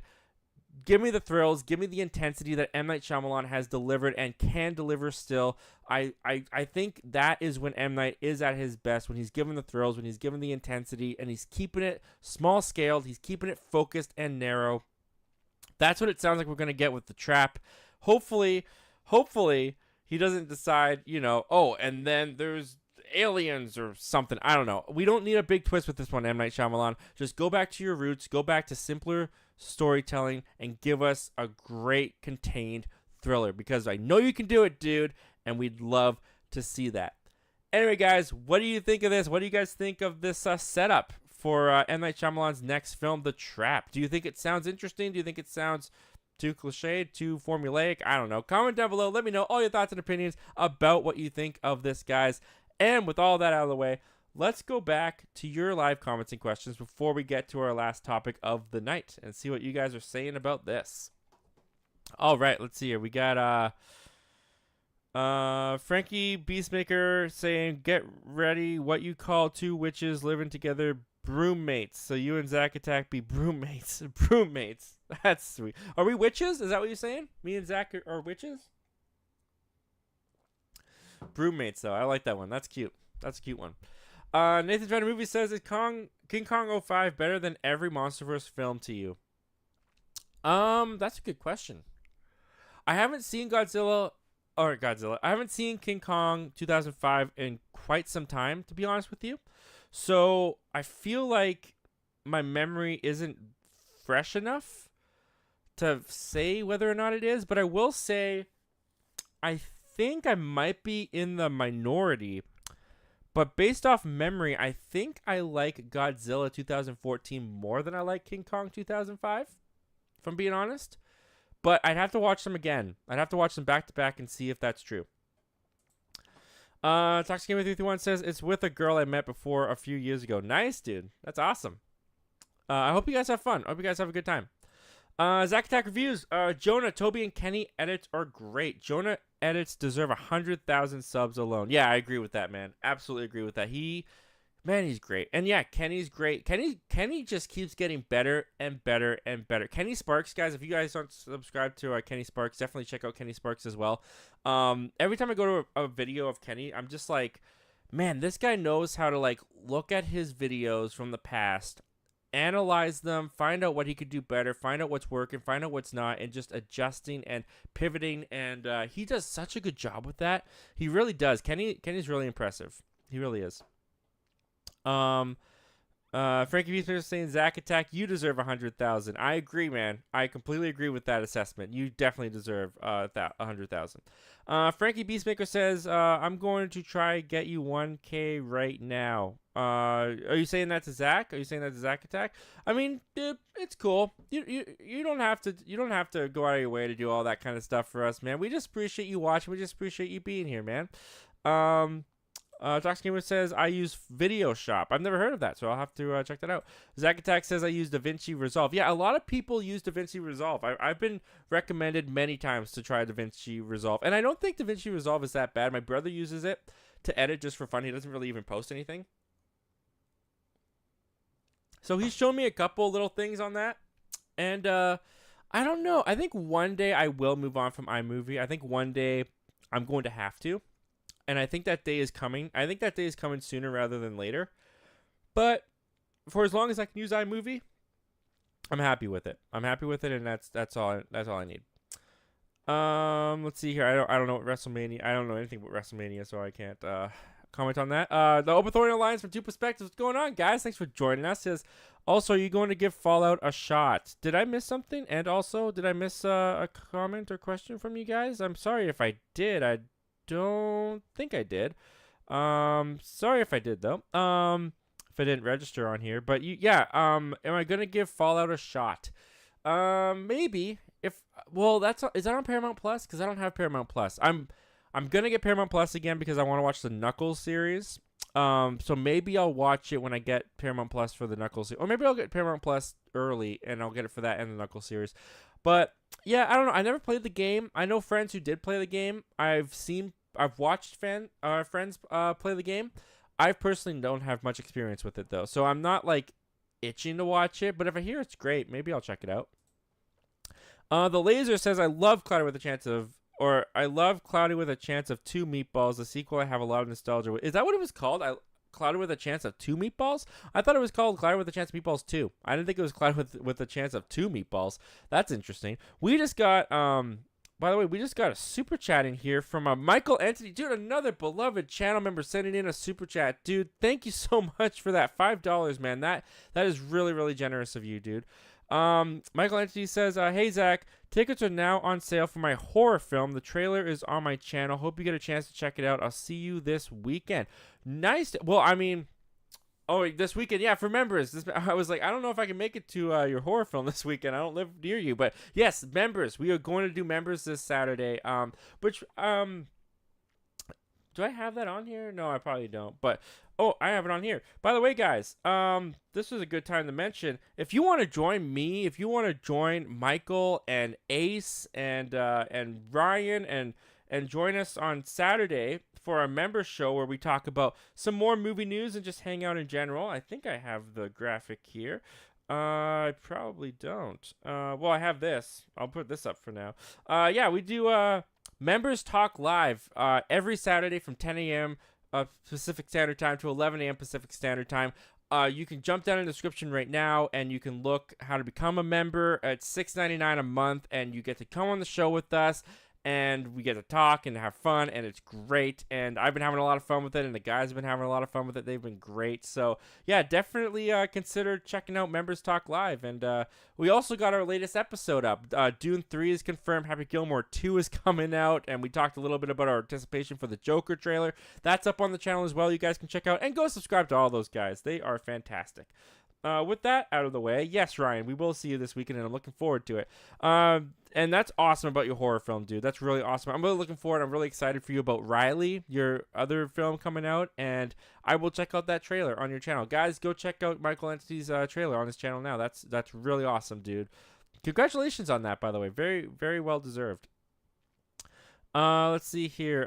Zach Attack saying WrestleMania was one of the best in years. I agree, man. So good. When that one guy, flipped that other guy down onto the floor, that was a move. That was quite and then when he wrapped his arm around the neck, I thought, wow, this is some good wrestle action. Yep, that's what I thought. That's exactly what I thought. Toxic was saying, I thought Cloudy 2 was okay. Yeah, I didn't like it, but I'm glad you thought it was okay. Toxic 51 says, I added your Little Mermaid video to my Toxic's favorite playlist. That's awesome, man. I'm glad you enjoyed it too. I clipped that out mostly for myself. I knew that it wasn't gonna do. Actually, it did much better than I thought it was gonna. I think it almost got to 100 views, which I thought it was gonna cap out at 20. Because it had no description. It wasn't really anything besides if you wanted to see me and a friend goof off. That's kind of what it was. But I did that mostly for me. I just wanted to keep it as a keepsake and put it on the channel. And the fact that you guys are enjoying it too, I'm happy about that. Because, yeah, that was a moment. That was a moment for the books. I enjoyed that. The Laser says, smashing each other 5 tickets, please. I'm with Zack Attack. Laser, chill. Dude, you're so great. Talks Gamer 31 says it was also funny when Zack Attack said that thing to you about your other head react. Yeah. Zach and I, when we get on here, man, which Zach is coming back on soon, dude. I'm getting Zack Attack back on here for sure, very, very soon. But we, yeah, you gotta watch out when you get us together, especially Zach. Zach has like, I don't want to say he has no filter, but like he'll go for it. Toxic Gamer 331 says, "What are your thoughts on Furry Vengeance, Zach?" I think it's terrible. I think it's a bad movie. I don't think it's good. Even when I was a kid, I was Furries get vengeance. 10 tickets now, please. No, even when I was a kid, Furry Vengeance was never my cup of tea. I never thought it was really good. I haven't seen it since I was a kid. I only remember the scene where Brendan Fraser is trapped in the porta potty and the bear is outside of it. That's the only scene I remember from that movie. But I know that it's about a bunch of animals that try to get revenge on someone who's trying to cut down their forest land. I haven't thought about it in years, but I just know that I don't like it. The movie reviews with Ryan Lane says, "I hope Robert Downey Jr. doesn't come back. Oppenheimer has proved that he has and should definitely pursue a future beyond the yellow brick road that is the MCU." Completely agree. I completely agree. I think, like, Oppenheimer is... First of all, he left the MCU and he went into Doolittle, right? So, right there, you can understand if he was, like, wanting to go back to the MCU, because that was a terrible first outing and the first one to do after leaving the iconic role of Iron Man. But now that he's gotten Oppenheimer, I feel like people take him... And I'm talking industry-wise. I feel like people in the industry take him really seriously now. And I think he was always beloved in the industry. But in the industry, I think there's that stigma of, oh, you did a comic book movie or you were in the MCU. Like there's something about that actors just kind of attack. I mean, even Leonardo DiCaprio told Timothée Chalamet, don't do superhero films. That's my advice to you. But now that he's done Oppenheimer, I do think that Robert Downey Jr. has a real opportunity to do some of his best work in film. I think he can give some of the best performances he's ever given in his career. I think there's a whole new era of Robert Downey Jr. that we will be missing out on if he goes back to Iron Man. And don't get me wrong, I love Iron Man. Do I want to see... out of the context of what it would mean, do I want to see Iron Man come back? Yeah! I love Iron Man. I would love to get another movie with Robert Downey Jr. as Iron Man. But in the context of how they ended off his character, it's better to just let it lie. It's better to just leave it alone. Zack Attack Review says, "I think during Secret Wars he should as a different version of Tony Stark, but not come back full time." No, I don't even want a different version of Tony Stark. I don't even want that. That's just a gimmick to me. That's just a gimmick. I don't think it would work. I really don't. Well, would it work? Possibly. But the risk of doing it and the risk of it not working, I think, is enough to not do it. Like, just the fact that it possibly wouldn't land, I don't even think you risk it. I don't think it's worth the risk. I think you just leave it alone. I really do. Let's see here. Toxic Gamer 331 says, "Are you excited for Nosferatu later today?" Later today, isn't that coming out in December? Is that a trailer? Is that a trailer? Is Nosferatu coming out later today? Is that a trailer? I'll check it out. Kenny Sparks. Speaking of Kenny Sparks, what's going on, dude? He says, "I agree with Zack Attack Reviews." Well, I do too. Most of the time. But it's great to see you in here, Kenny. And I was just saying earlier, like, dude, really, really great job with your channel as of late, man. I mean, it's been really great to see your stuff evolve and to see you. I was saying earlier, like, you definitely know how to look at your old work, analyze it, and see what works, see what doesn't work, and pivot and adjust based off that. And I just think your videos, man, I just think they're getting better and better. I really do. And it's awesome to see, man. You deserve everything that you're getting on YouTube. All the success you're getting, man. It's been phenomenal. Zack Attack Review says, "Love to see the process live. So interesting to see you try different things." Yeah, I mean, I've completely changed up the format. Well, not the structure necessarily, but the format of the show. I've got the TV in the background, which is an adjustment, but I appreciate that, man. Yeah, I definitely get in moments where I get bored or I feel like something gets stale and I just need to revamp and just like do something different. So having a whole new set, having a whole new arrangement of this room, having a TV, having the look of the show changed up, like the thumbnail changed up. Like I'm very happy with my channel right now. I'm having a great time creatively behind the scenes with the channel at the moment. So that's been great, and I appreciate that, man. I appreciate. Yeah, there's gonna be stumbles and there's gonna be some hiccups, but it's going well. Zack Attack Review says, Kenny, I was just praising you. Yeah, man, we're all just praising Kenny. Absolutely. Talk to Timothy Thorne says, well, now clip, Zach, thanks. I will be posting it tomorrow. Well, new clip, Zach, thanks. I will be posting it tomorrow. New clip. What did I do? What did I do? What clip is coming out? I'm very curious to see what that will be tomorrow. Kenny Sparks says, what did I do? You killed it on YouTube. That's what you did. You've killed it on YouTube. Zack Attack Reviews is saying how good of an editor you are. Yeah, your editing is really good, man. The Laser, Zach Will Attack You, is a fantastic YouTuber. Subscribe to this legend. Zach will attack you. Zach will attack you with some fantastic editing skills.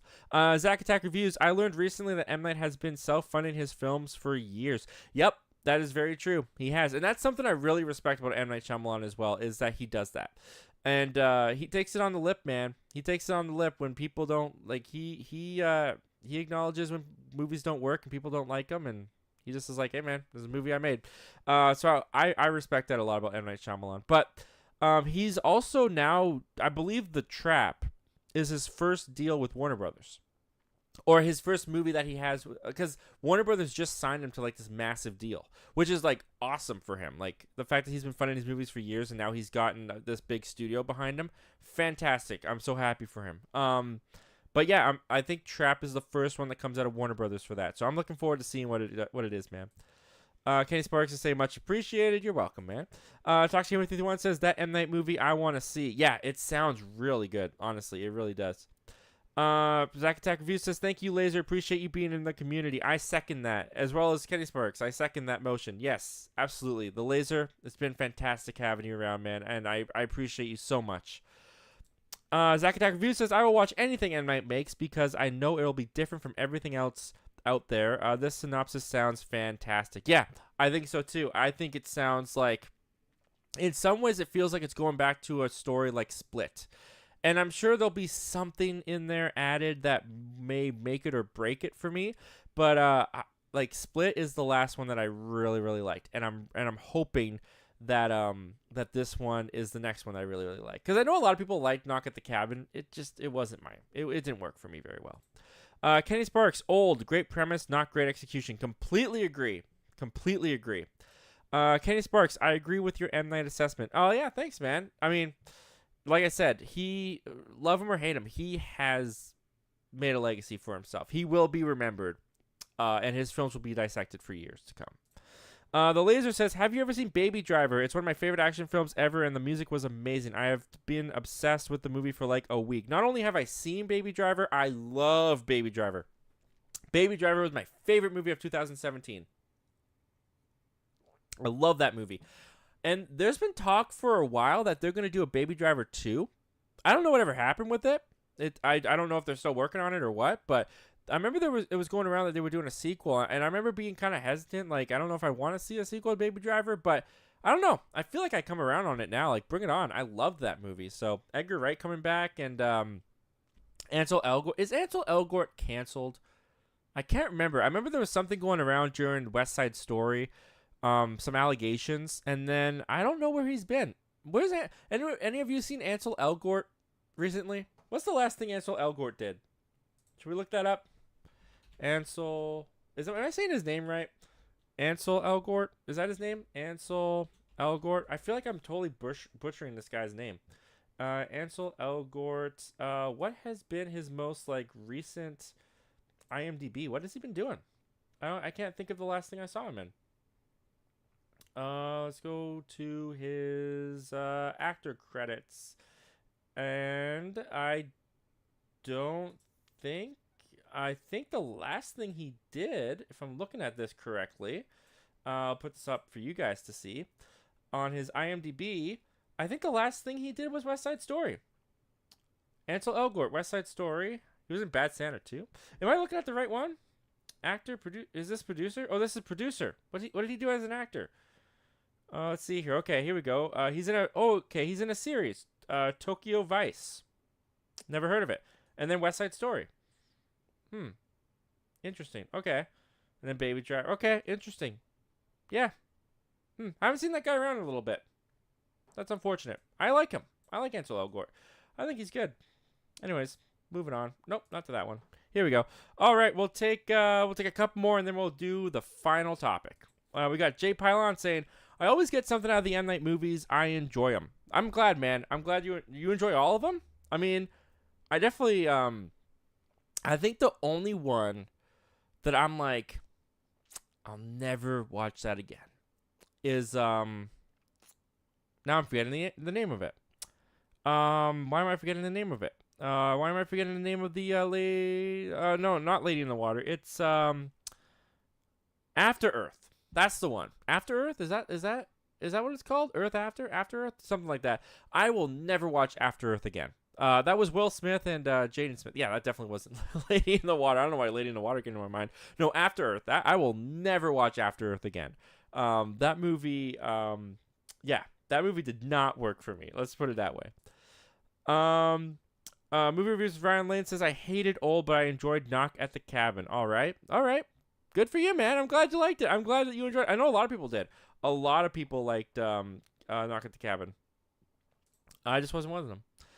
Let's see here. Toxic Gamer 51 says, "I would say 100% Kong 05 is better than most of the MonsterVerse movies, even though I do like Kong." Yeah, I mean, I'll have to see. I'll have to go back and watch them. I will have to go back and watch them because I just don't remember. I don't remember Kong 05 very well, and I don't remember most of the MonsterVerse very well, to be honest with you. So I'm going to have to go back and check those out.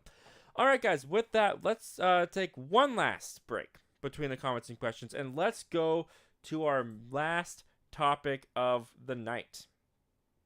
And that last topic is going to be none other than this, guys. All right, guys.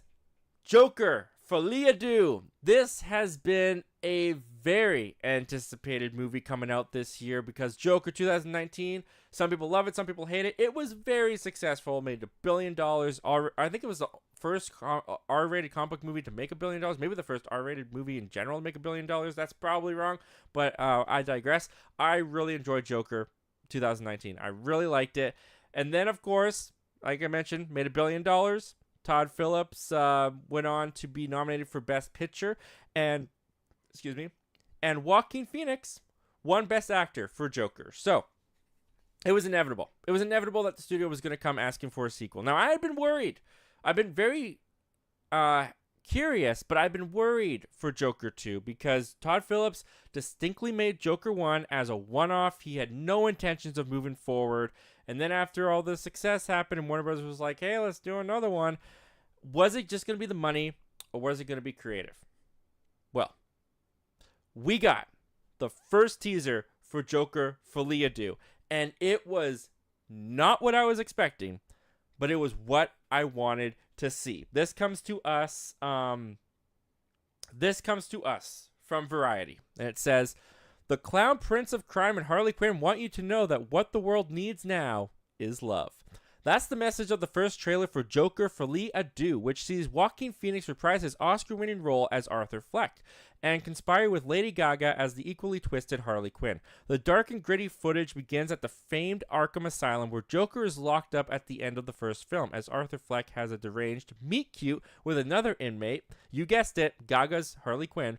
After the chance encounter in the halls of prison, they fall madly, deeply in love and plan to break out of their straitjackets to take on the world beyond their padded cells. It brings them to the streets of Gotham City, where they manically dance and twirl around the city. And that comes to us from Variety. So, yeah, like I mentioned, Joker, I was very curious for this. This was my most anticipated trailer after Deadpool and Wolverine came out. This was my most anticipated trailer for the rest of the year. And there was a couple things about this trailer that really impressed me and really shocked me. Firstly, I was kind of out of the loop. I don't know if it was announced or if it was rumored or what. Harley Quinn is not a psychiatrist in this, which I found interesting because the story with Joker and Harley Quinn has always been she's a psychiatrist who falls for him, and that's kind of where they begin. Whereas in this one, they're just gonna make her an inmate. Now, in the trailer, they allude to the fact that she is a fanatic of his, that she is a fan of him and what he does. She looks up to him. In that way, I think that's great. I think that can still bring the same dynamic that Joker and Harley Quinn has always had. Because their relationship is abusive. Like, it's not even toxic. It's just straight up abusive. It's an abusive relationship. It is a horrible relationship. And even though the movie's rated R, I don't know how much they can actually depict just how horrible Joker is to Harley. But I think it's so essential to the character that Harley Quinn is this submissive and kind of just overall fan of Joker, to the point that any way she treats her, she just kind of takes, which is kind of the tragedy of Harley Quinn in the relationship as well. But beyond that point, I thought Lady Gaga in this trailer looked great. I thought she looked great, and her and Joaquin Phoenix together, honestly, I felt bad because I know that it's a horrible relationship. But I shipped them so hard in this trailer. I thought Lady Gaga and Joaquin Phoenix was so sweet. That one shot where they were like dancing in the streets, not this one particular, but like all the scenes where they were dancing and holding each other close in the musical sequences, which the trailer does allude to, much like the first film where Arthur, it was kind of blurring the line of what is reality and what is just inside Arthur's mind. It feels like that's how they're going to use the musical sequences here, which is what many people suspected and speculated about as well. Honestly, though, like, that is so creative to me, and I love the way that this trailer kind of portrayed how it's going to be used. I think working the love story and how Harley and Joker are going to feel about each other into these romantic musical sequences, while also making them deranged and maniacal and just probably bonkers as as all hell. I think it's going to be so interesting. And one of the things about this trailer too that I kind of forgot about in Joker 2019, but Joker 2019 had fantastic cinematography, like really good cinematography. And just in this trailer alone, the cinematography blew me away. I mean, this shot right here, not this shot, sorry. This shot right here at the end of the trailer, when she puts the lipstick on the glass and is just like, I want to see the real you. And Joaquin Phoenix just moves into the lipstick frame and smiles like this.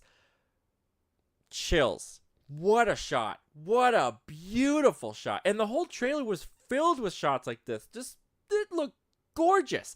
This whole thing looked stunning to me. And I was kind of shocked too, because I wasn't expecting the trailer to feel so close to the first Joker. I think I was focusing so much on the musical aspect of the thing that I was just waiting to see how they were going to explain the musical aspect of the whole thing, that I forgot to focus on how is this going to feel as a sequel to Joker.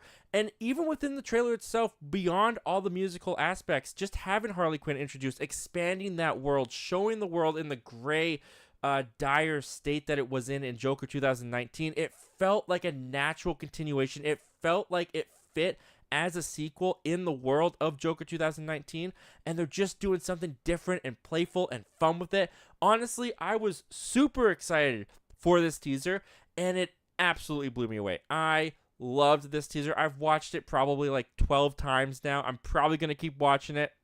The musical choice of What the World Needs Now Is Love is also a brilliant choice to have it included into the trailer. And yeah, this moved the notch up for me. I was really excited for Joker Folie à Deux before. Now I'm ecstatically excited. I cannot wait to see this thing. I am so happy with how it appears to have turned out. Bring it on. October cannot come soon enough. What did you guys think of the Joker Folie à Deux trailer? Am I speaking French right, or am I making you annoyed with how much I'm butchering it if you speak French? Comment down below. Let me know all your thoughts and opinions about all of this stuff, guys.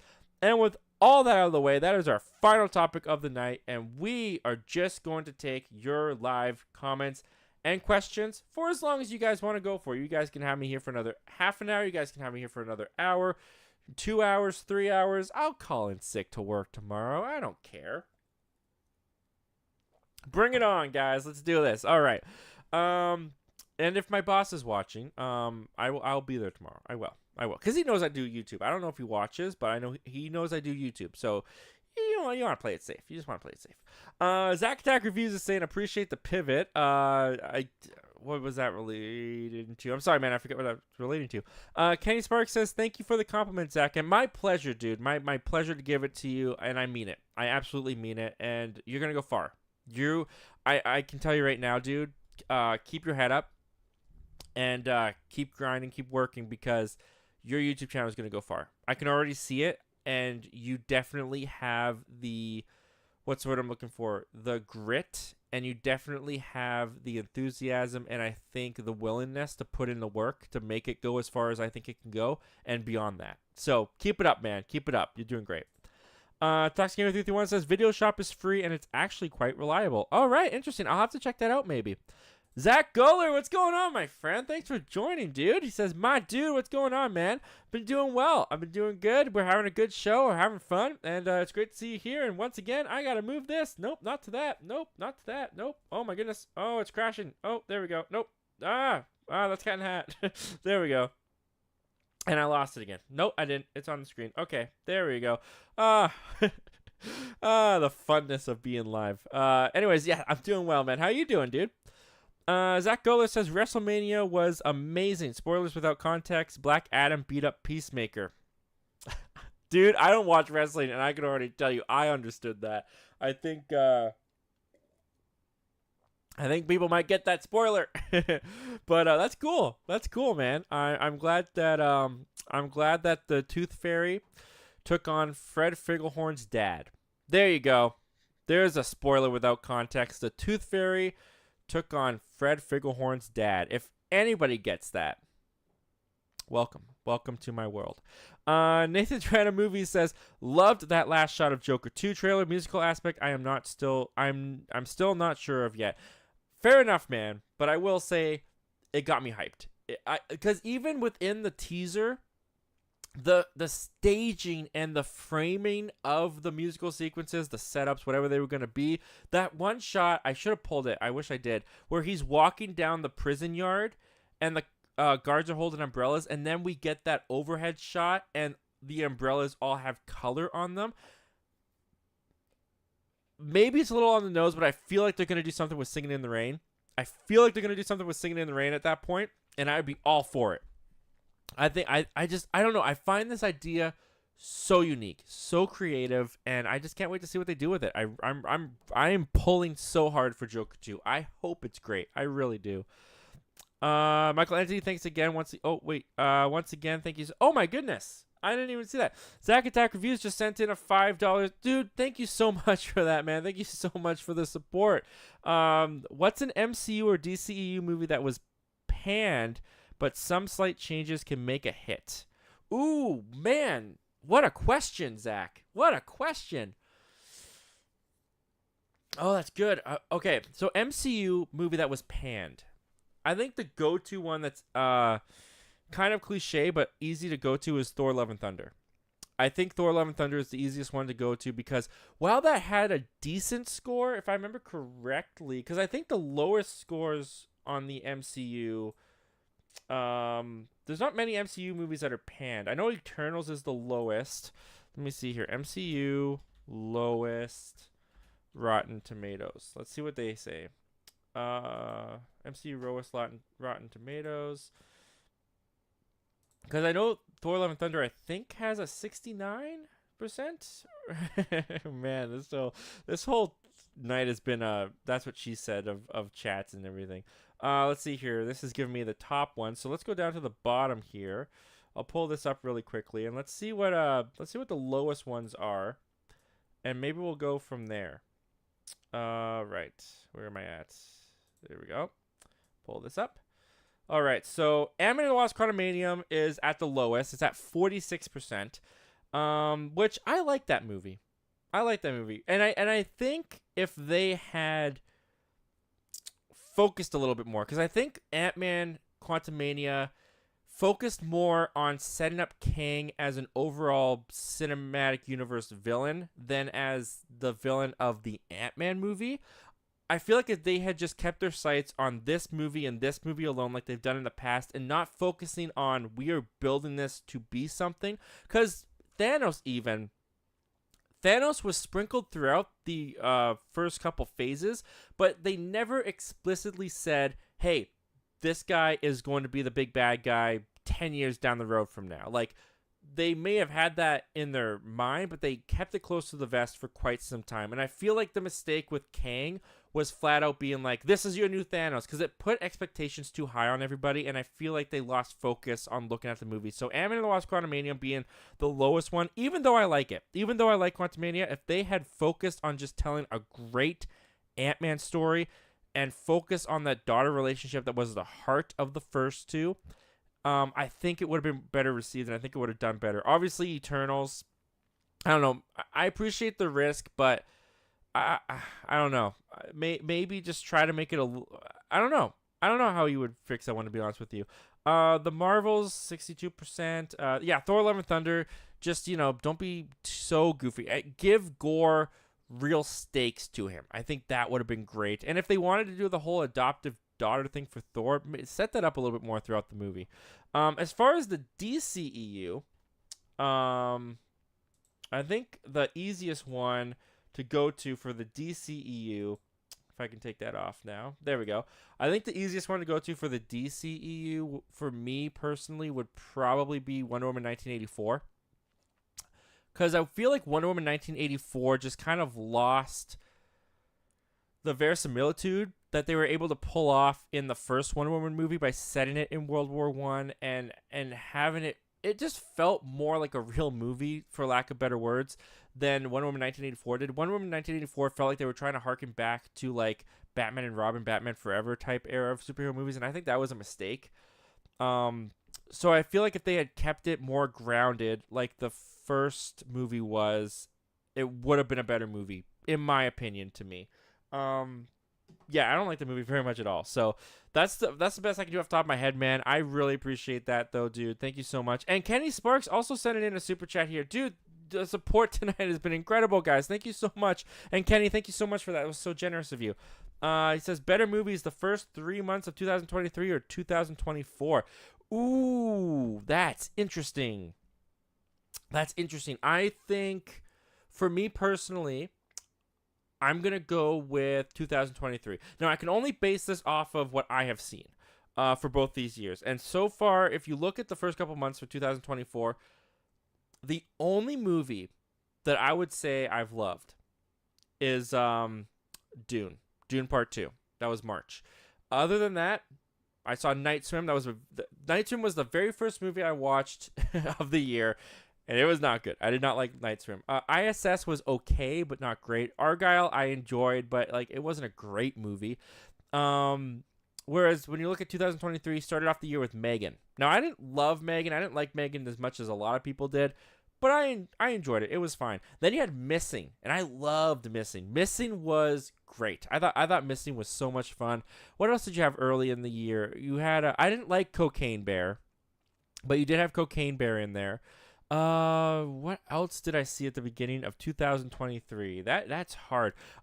But based off of my memory of just those movies, 2023 was better. And then you get to March, right? Like I said, the only movie I loved in March was Dune Part 2. I loved Scream 6. Scream 6 was great. I loved John Wick Chapter 4. John Wick Chapter 4 was great.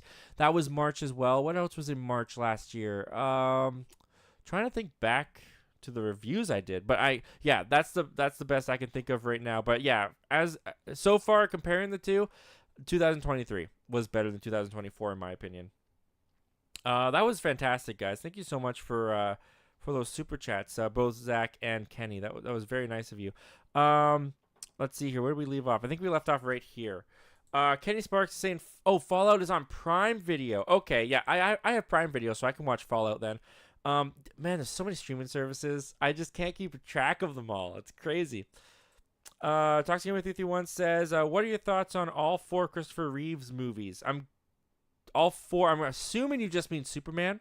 I'm assuming you mean Superman movies. I really like Superman 1, although I do think Superman the movie is a little bit too long in the tooth. That movie's like, every time I go back to watch that movie, I forget it's like 2.5 hours long, or even longer than that. I think it's 2:40. I don't know, but I do think that one's a little bit too long, but it is good. I love Superman 2, like many people do. Superman 3 is actually okay. I don't think it's good, but I don't hate it. And then Quest for Peace is just ridiculously funny. It's ridiculously funny in how cheap and badly made it is. So I really only like 2 of the Superman movies for Christopher Reeves, but I don't necessarily hate any of them, if that makes sense. Zach Attack Reviews says, congratulations on your show. Well, thanks, man. I'm assuming you're talking about this show, unless someone has a show that I missed. But thank you, man. I appreciate that. Let's see. Zach Attack Reviews says, I heard the Fallout show is fantastic. That's good. I haven't heard anything about it, so I'll have to see. Toxic Gamer 331 says, I gave you a crossroads as you wished, and I call your version of the move the back talk commence. I'm assuming you're talking to Zach about that, because that's probably in WWE, and I don't know what a back talk or. Wait a minute. This is Zach Goller. Back talk commence. That's Zach Goller's phrase. At the end of every video, he says back talk commence. All right. So this is Zach Goller. Awesome. I love that you're making all of us in your game, man. That's so fun. Nathan Dread Movie says, will you watch The First Omen? It is surprisingly decent. A birth scene made my brother look away in the theater. No, not really. Probably not going to see it. Let's see here. Enviro Earth 2, what's going on? Thank you for joining, my friend. He says, hey, looks like I missed it. No, we're still live. Come back. Come back, Enviro Earth. Have a good night. Bye. Okay, well, thank you for joining, Enviro Earth. The show is made better because you were a part of it, man, and I appreciate you, man. I know that it's really late where he is, so I even appreciate you just stopping by, dude.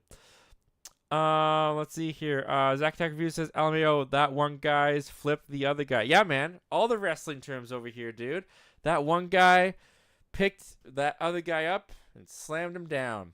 That one guy, he jumped off the ropes and fell on the other guy. I know all the terms, dude. All the terminology. You guys should be coming to me for your WrestleMania tips. For all your wrestle needs. I am the guy. This has now turned into my infomercial. Hey, do you like wrestling? I'll flip you. I don't even know where I was going with that. Anyways, we'll move on from that. Frankie the Peacemaker says, you know that Doom Blazer did a April Fool's joke by review on Spider-Man Beyond the You know that Doom Blazer did an April Fool's joke by review on Spider-Man Beyond the Spider-Verse? That's a funny joke. I mean, that's kind of obvious, though. I don't know if that's clever. Because everybody knows that the movie's not actually out. So if you had, like, I just saw Zach Goller. I'm going to get to that one. But if you had, like a movie review in your title, hey, Spider-Man Beyond the Spider-Verse movie review, but the movie's not out, I feel like people would clue in, oh, it's April 1st. You know who did a great April Fool's joke? You know who did a great one? It's our buddy Dark Movies, Toby. He put out a video, and it was funny because he caught all of us who didn't watch it all the way through. Now, I comment on videos usually as I'm watching them. So I was watching Toby's video, and Toby put out a video saying, I'm making a movie. And I didn't think it was like a Hollywood movie or anything. I just thought he was making like a feature film on his own. And I was like, I commented this big thing on Toby's video. Congratulations, dude, you're doing it. This is great. And he had this video talking about how he was going to be making a movie, and he always wanted to make a movie, and he always dreamt of it. And then at the very end of the video, I think he said, check the description or something. And in the description of his video, it just said April Fools. Now, he is making a short film, so everything I said, I still applied, but he got me good. He got me good. I think he got a couple people really good. That was a good one. That was probably the best April Fool's YouTube video I saw the entire day.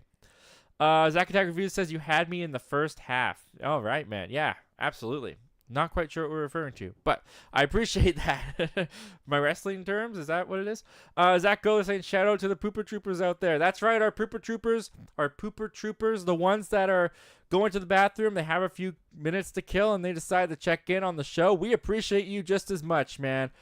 Keep going. Push away. You can do this. We love our pooper troopers over here. We really do. Zach Goes says Zach Attack needs to relax sometimes. Ooh, man, we getting some beef. The laser. Where's the Little Mermaid joke video? Yeah, if you. Oh, what is it? It's What did I title? I think I just titled it. What did I title it? Context is everything or something. What did I title that video? 1 sec. Let's do something really meta, and let's go to my YouTube channel real quick. What did I title that video? I don't remember. I think I just titled it something. This is the hardest we've ever laughed, maybe? Maybe I titled it that. Maybe I titled it, this is the hardest we've ever laughed on the show. When was that? Let's see here. Let's do something really meta. And there we go. Boom. There's my YouTube channel. Pulled up here. So let's go down to my videos. Oh wow, look at that. Look at all these videos that you could check out if you just had the means to, you know? Oh, you do. It's free. No, I'm kidding. Where was that? That was earlier this year. Oh yeah, here we go. Jacob. Okay. This one right here. Zach did what? Yeah, hardest we've ever laughed on the show. This is the one. This is a fun video. So that's the one. That's the one that you want to click on, that you want to check out. And yeah, appreciate you even asking, man. Asking where to find that. And well, that's enough self-indulgent for one day, I think. Don't you think? That's a we'll put that away. Here we go. Let's see here. Toxic Gamer 51 saying, yeah, that scene was funny in the movie. I'm assuming we're talking about when Kong used the other characters, beat the other characters up, because I love that scene. Zach Attack Review says he also has the Oscar. Yep. Robert Downey Jr. now is was he an Oscar winner for Chappie, or was he just nominated for Chappie? I can't remember. But either way, he is now an Oscar winner. So he definitely has that to hold on his mantle. Toxic Gamer 331 says, what is your ranking of the movies you've seen this year so far from the worst to the best? I can't think of that right now, man. I can't. I don't have my phone on me. I should have my phone on me, but I don't have my phone on me. So I can't rank them right now, unfortunately. I'm sorry, dude. Nathan's Random Movie says, when you were young, did you watch movies your parents would never let you watch? A couple years back, I did that with Deadpool and Deadpool 2. I was a wimp. I was a wuss. Well, first of all, I grew up in a Christian household. And I'm a Christian myself, so I don't like hold anything against it. I don't say this with like begrudging feelings or anything like that. But there was a lot that was off limits. Like I didn't watch my first R-rated movie till I turned 18. That's a lie. Maybe 17. When did No, it was 2017 and I was 18. Okay, so yeah, like 2007 or when I was 17 or 18 years old, I didn't watch my first R-rated movie. But there was a couple things that I wasn't allowed to watch that as a kid, obviously I still wanted to see and I was curious about. A big thing for me was The Simpsons. I was not allowed to watch The Simpsons in my house when I was a kid at all, but The Simpsons was kind of like a big thing in my elementary school days with a lot of people. So I would like watch The Simpsons movie whenever I went over to a friend's house. And I think he got annoyed by it too, because I just like, every time I went over there, he's like, what do you want to watch? And I was like, let's watch The Simpsons movie. And like every time, just because I knew I wasn't allowed to watch it. And I thought it was really funny. So I always wanted to watch The Simpsons movie. That was probably the biggest one that I would watch. I think superhero movie with Drake Bell was another one that I knew my parents wouldn't let me watch, but I thought it was so funny that anytime I went over to my cousin's house or my friend's house and they had superhero movie, I would want to watch that. So that's another one that I kind of rebelled against. And one thing I would do is my parents would send us kids to bed early and they would have a movie that was just for the parents, like the kids couldn't watch it. But the way that my bedroom was set up, the end of my bed looked out my bedroom door, and the angle of the TV was just enough that I was able to see it from the end of my bed. Poor structuring on my parents' side on that point. But when my parents would watch a movie that I wasn't supposed to be watching, sometimes I would just go and lay on the opposite end of my bed, and even though I was supposed to be asleep, I would just be watching the movie through the door. So I saw a couple movies that I wasn't allowed to watch in that way. So that was kind of fun. I think the biggest one that I caught was a little bit of The Hangover. My parents were watching a little bit of The Hangover. When did The Hangover come out? Because that might be wrong. Because I don't think I was that young when The Hangover came out. I think I was like in my teens when The Hangover came out. So maybe 2000. Oh, I was 10. The Hangover came out in 2009, so I was 10. I was 10 when that came out. So yeah, that seems about right. Let's see here. I'm not quite sure what the context is on that.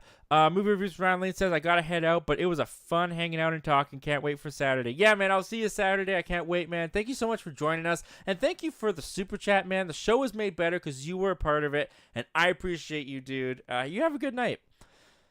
Okay, Toxic Gamer said later this year, not later today. Later this year, I meant for Nosferatu. I can't say that right. Nosferatu. Yeah, man. I'm not looking forward to it necessarily, but it has my attention. But it comes out on Christmas Day, so I can guarantee you I probably won't be seeing it. I can guarantee you I will not be spending my jolly holly Christmas Day watching Nosferatu. And Christmas is kind of my cutoff for watching movies, because then I have to get my everything ranked video ready to go, and yeah. I'm probably not going to see it. Frankie the Beastmaker says, Film Shocked has a play button. Film Shocked has a play button now. Film Shocked. Film Stocked? Film Stocked hit 100,000, so I think he might be in Film Stocked. Yeah, congrats to him. I think, what's his name? Chris? I think his name's Chris. Congrats to him, dude. He's killing it. He's absolutely killing it. Michael111591 says, hey, Zach, what's up? What's going on, Michael? Thanks for joining us, my friend. Thanks for being here. I'm doing well. How are you doing? Toxic Gamer 331 says, here's a tough question, Zach. Which one will you see first, Furiosa or Kingdom of the Planet of the Apes? Do those come out the same day? Oh, shoot. Do those come out the same day? I'm going to have to double feature. Flip a coin. Right now, I'm going to say Kingdom. Kingdom of the Planet of the Apes. I'm so excited for that movie. I'm so excited for Kingdom of the Planet of the Apes. But I'm also really excited for Furiosa, so that sucks. Hopefully I can double feature that day. Hopefully I will be able to do a double feature of that. But either way, I'm definitely going to be seeing Kingdom. Zach Guller said I'm seeing Kingdom first because it comes out first. Okay, so they don't come out the same day. Okay, that's good. That's good. That makes it a little bit easier on my schedule. But yeah, I'll be seeing Kingdom first for sure then. Talk to me with you. One says, have you seen The Strangers, Zach? If so, what are your thoughts? If The Strangers, let me just make sure that this is the right movie, because I know of a home invasion movie with people in masks, and I think it's called The Strangers. Let me see. Yeah, 2008. Yep, this is it. This is the movie. Okay, yeah, this movie freaked the heck out of me. Sorry. Freaked the heck out of me. This movie was so freaking scary. I watched it at a friend's house probably, well, it was 2008, so I was probably 11. It was probably 2010, 2011 we probably watched it. We definitely didn't watch it when it first came out, but I thought the movie was super intense. I thought the movie was super thrilling. I haven't gone back to watch it yet since I watched it at my friend's house because it just freaked me out so bad. But I will say I remember not liking the ending. Yeah. I can't exactly emphasize why. I can't exactly remember or articulate why, but I do remember the ending of The Strangers. I was not a fan. So, there you go. All right. Back to you, Frankie Beastmaker, saying, Zach, can Ezra Miller because your two name? Zach, can Ezra Miller because your two name? Zach, can Ezra Miller become your second name? Is there I'm sorry, Frankie, I'm not quite getting the connection there. I'm sorry, man. Excuse me. Nathan Dread Movie says, have you ever been to a film festival? I hope to go one day. Nope, never been. Would love to go though. I'm the same game as you. Edwin's Video Games. What's going on, Edwin? Thanks for joining us tonight, my friend. It's great to have you here. He said, what's up? Are you watching The Long Game? No, never heard of it. Never seen The Long Game. Never heard of it. Is that a movie? TV show? I'm not sure what that is. But thanks for joining us, Edwin. It's great to have you in here. Talk to Game with 331 says, oh, I thought they came out the same day. I guess not. Talk to Game with 331 says, did you like The Visit, Zach? Yes, that's another M. Night Shyamalan film that I thought brought him back to his roots. He kept it contained. He kept it simple. And the twist in that was actually really effective, made sense, and I liked that. That's probably one of my favorite M. Night Shyamalan twists because it was so brilliant in its simplicity. But yeah, The Visit, I like The Visit quite a bit. Some gross parts for sure. mostly involving grandma and grandpa. But yeah, that was a good one, and one of the better found footage movies out there for sure as well. Toxic with 331 says, I thought Knock at the Cabin was just fine. Yeah, fair enough, dude. I mean, fine at best, for sure. Like, I wasn't a big fan of it, but yeah, I could see it being fine. Nathan's Random Movie says, best M. Night film. Mine is Sixth Sense. Yeah, Sixth Sense is hard to beat. I feel like I'd go with Sixth Sense. I really like Signs. It's all his earlier work, though, right? It's Sixth Sense, it's Unbreakable, it's Signs. I like The Village. I love Split. I do love Split. I like Glass. Yeah, okay. I think my favorite is probably Split. I think Split is probably my favorite M. Night Shyamalan film. Zack Attack Reviews says he's doing a TV show on Max called Tokyo Vice, I believe. Okay, yeah, Ansel Elgort. We read about that on IMDb. Okay. It's always fun to see where we're at in the chat, you know? Like, how far back, how much... I mean, some people think I talk too much in this chat, but hey, I just want to give you guys your money's worth. I just want to give you guys the conversation that you came here for.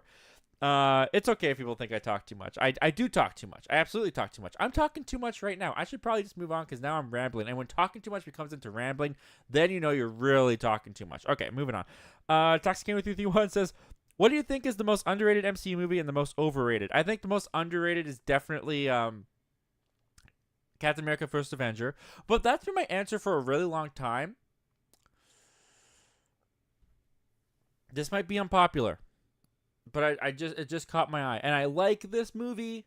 I do like this movie. But I do think Shang-Chi is a little overrated. I also think Black Panther is a little overrated. Just a little bit. I like it's a great movie. I really do like it. I do think it's a little overrated.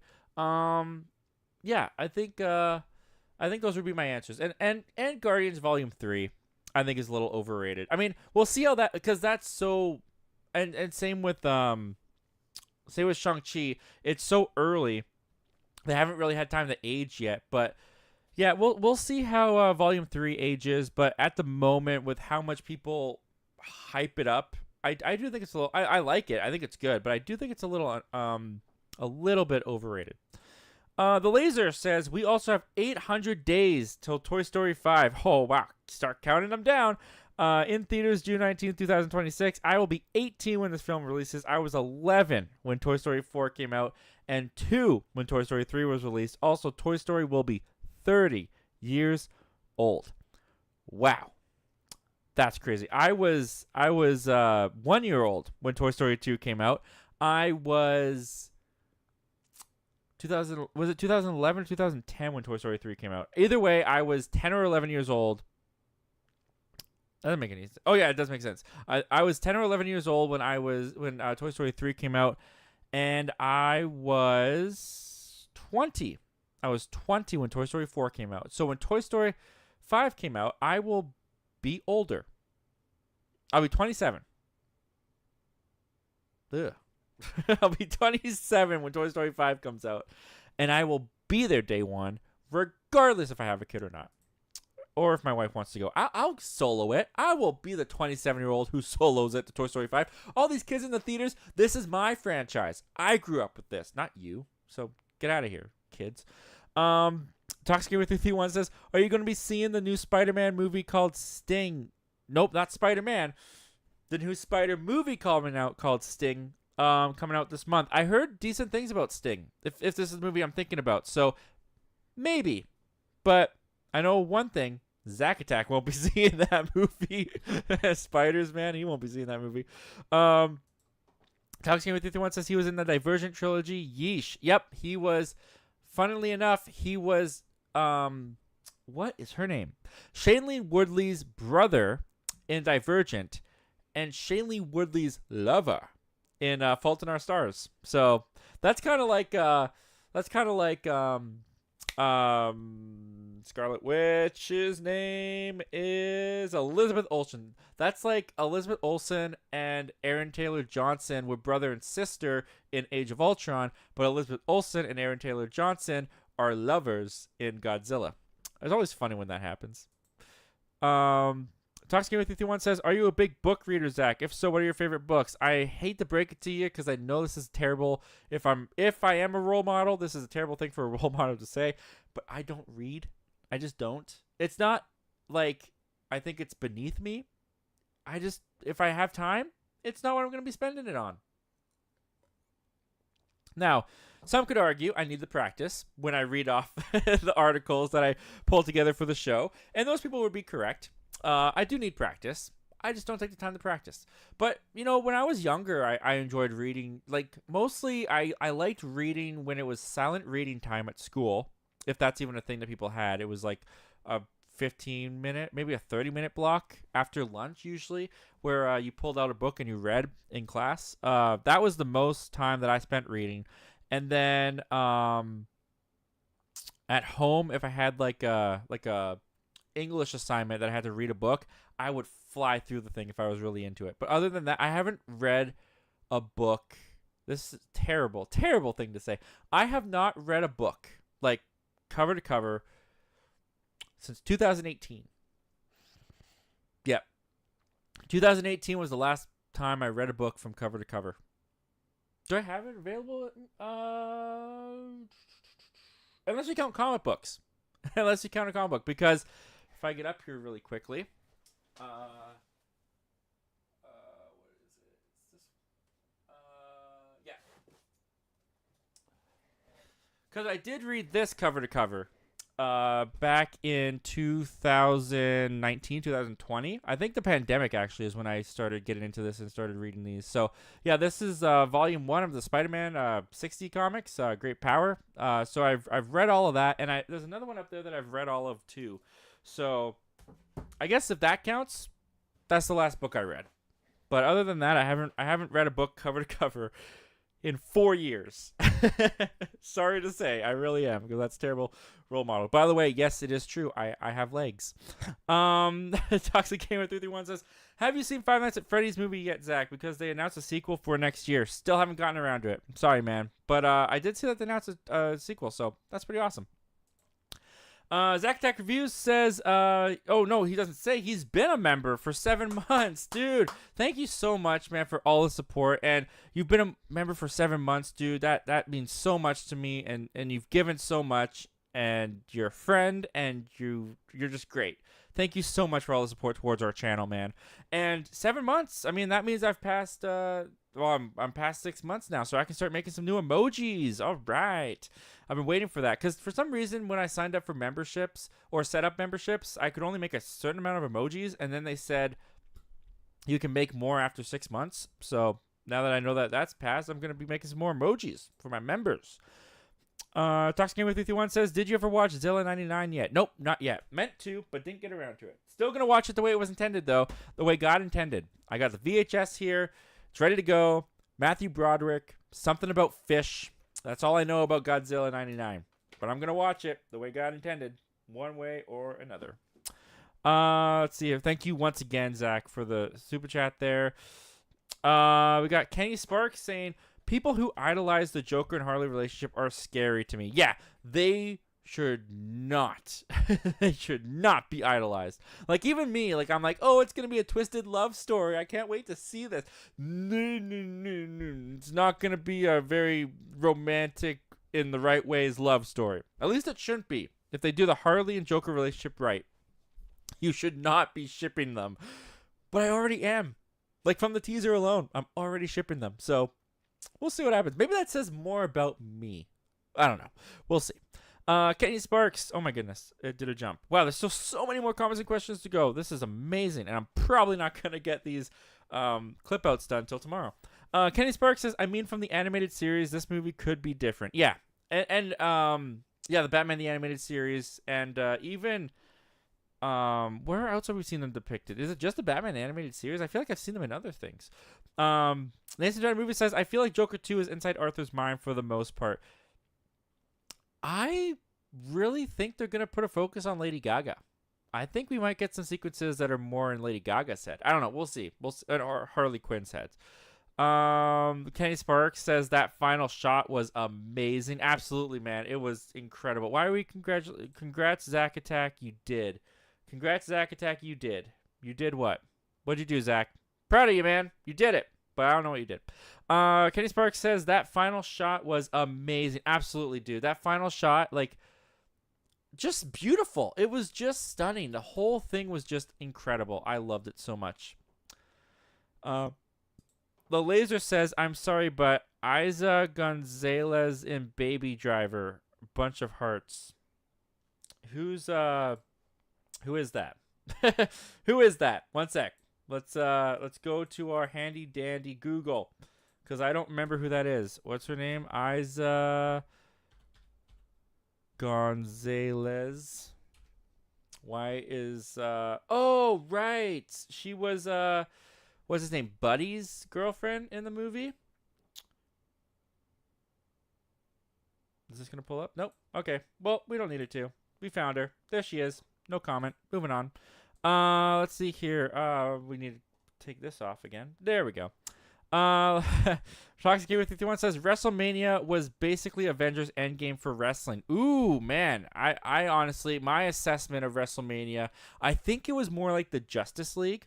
I think you just had the big power hitters coming back. Black Adam and Peacemaker were there as well. So I think there was something about WrestleMania that just made me feel the essence of a Zack Snyder's Justice League, maybe a little bit more than Avengers Endgame. But I also see where you're coming from. I also totally get what you're seeing when you watch WrestleMania. I mean, that one guy, he did throw the guy, and the Hulk, he will throw people. So I do see what you mean. But for me personally, I think I'd go more Justice League personally. Yeah. Yep. Frankie Beastmaker said Joker is the highest grossing R-rated movie ever. Okay, so it is. Okay, I wasn't sure. I was gonna check myself there. Toxic with 331 says, in the Joker 2 trailer, was it just me or did the music sound like the main theme of Willy Wonka? My memory is it's probably just you. I don't remember thinking that, but I'll have to go back and listen to it now.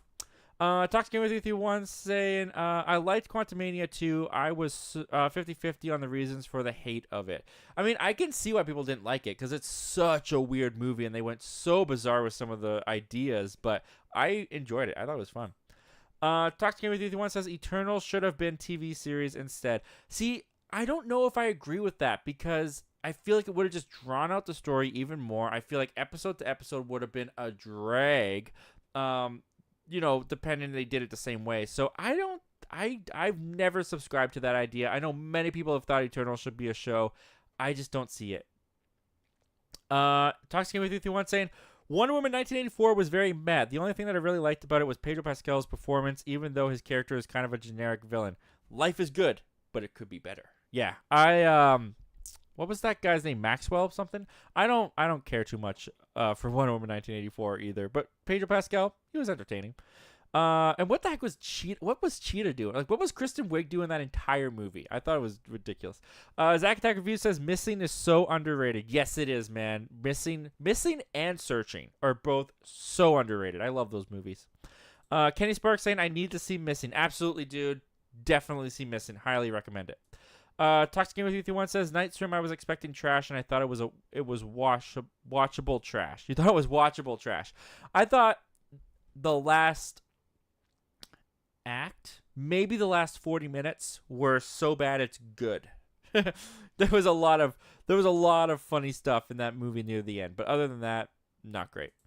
Kenny Sparks says, but generally I agree with 2023. Yeah. I mean, what else was I had a memory of something from 2023, but I totally just lost it. I will say I think Dune Part 2 is probably better than everything up until this point that came out of 2023. But I did really love John Wick. I don't know. We'll see. Toxic Gamer 331 says Scream 6 I loved until the reveals happened and the movie went downhill for me right after that. You know what? After the first movie, all the Scream reveals go downhill for me after that. I don't really go to Scream expecting great reveals, to be honest with you. Besides the first one, they hit it. They nailed it out of the park the first time out. They've never been able to recapture it for me. And I don't think they ever will. Right, Creed 3. Frankie Beastmaker is bringing up Creed 3 was in March. Creed 3 was good too. Definitely better than a majority of stuff I've seen for sure. Toxic Game with 331 says, what are your thoughts on Superman Returns? I haven't seen it in quite some time. I like the ambition. I like the idea of trying to continue Christopher Reeve's storyline, but with Brandon Routh and different actors. But I just think it was a little bit too much of a melodramatic movie, and it didn't really work. But I don't hate it. But I gotta watch it again for sure. I'll watch them all again before Superman Legacy comes out, or just Superman comes out. Kenny Sparks says, "Oh yeah, Creed 3 was great. Yeah, 2023 for sure. Yeah, for sure. I don't even think it's a competition anymore. 2023 better for sure." Toxic with You 1 says, "How would you rank all the CW DC shows?" Ooh, that's tricky. I didn't watch all of them. I didn't watch much of Arrow. I only watched a couple episodes of Arrow. The Flash was my favorite. I watched DC Legends for sure. Supergirl, I was in and out of. I didn't really watch much of that. How many were there? Weren't there more? Black Lightning. I remember really liking the first season of Black Lightning, and then for some reason, I didn't go back to watch season 2. So I only saw the first season of Black Lightning. Was that it? Was it just those shows? I can't really rank them because I didn't see all of them, but I will say definitely my favorite was The Flash. Up until season 5 or 6. And even DC's Legend of Tomorrow, I only really liked up until about season 4, maybe. Yeah. Talk to Me with You 1 says, "Sad Titanic music plays for Empire Earth." Yeah, poor guy. I mean, I'm sure he was kind of joking a little bit because it is really late where he is. So I can see why he wouldn't want to stay up that late for it. But yeah, it was a shame. It was sad to see him go so soon. Frankie the Beastmaker says, "You can't flip me, Zach. Watch me. Give me a challenge. I'll do it." Toxic with You 1 says, "Oh, I see where this is going." Not sure what that meant.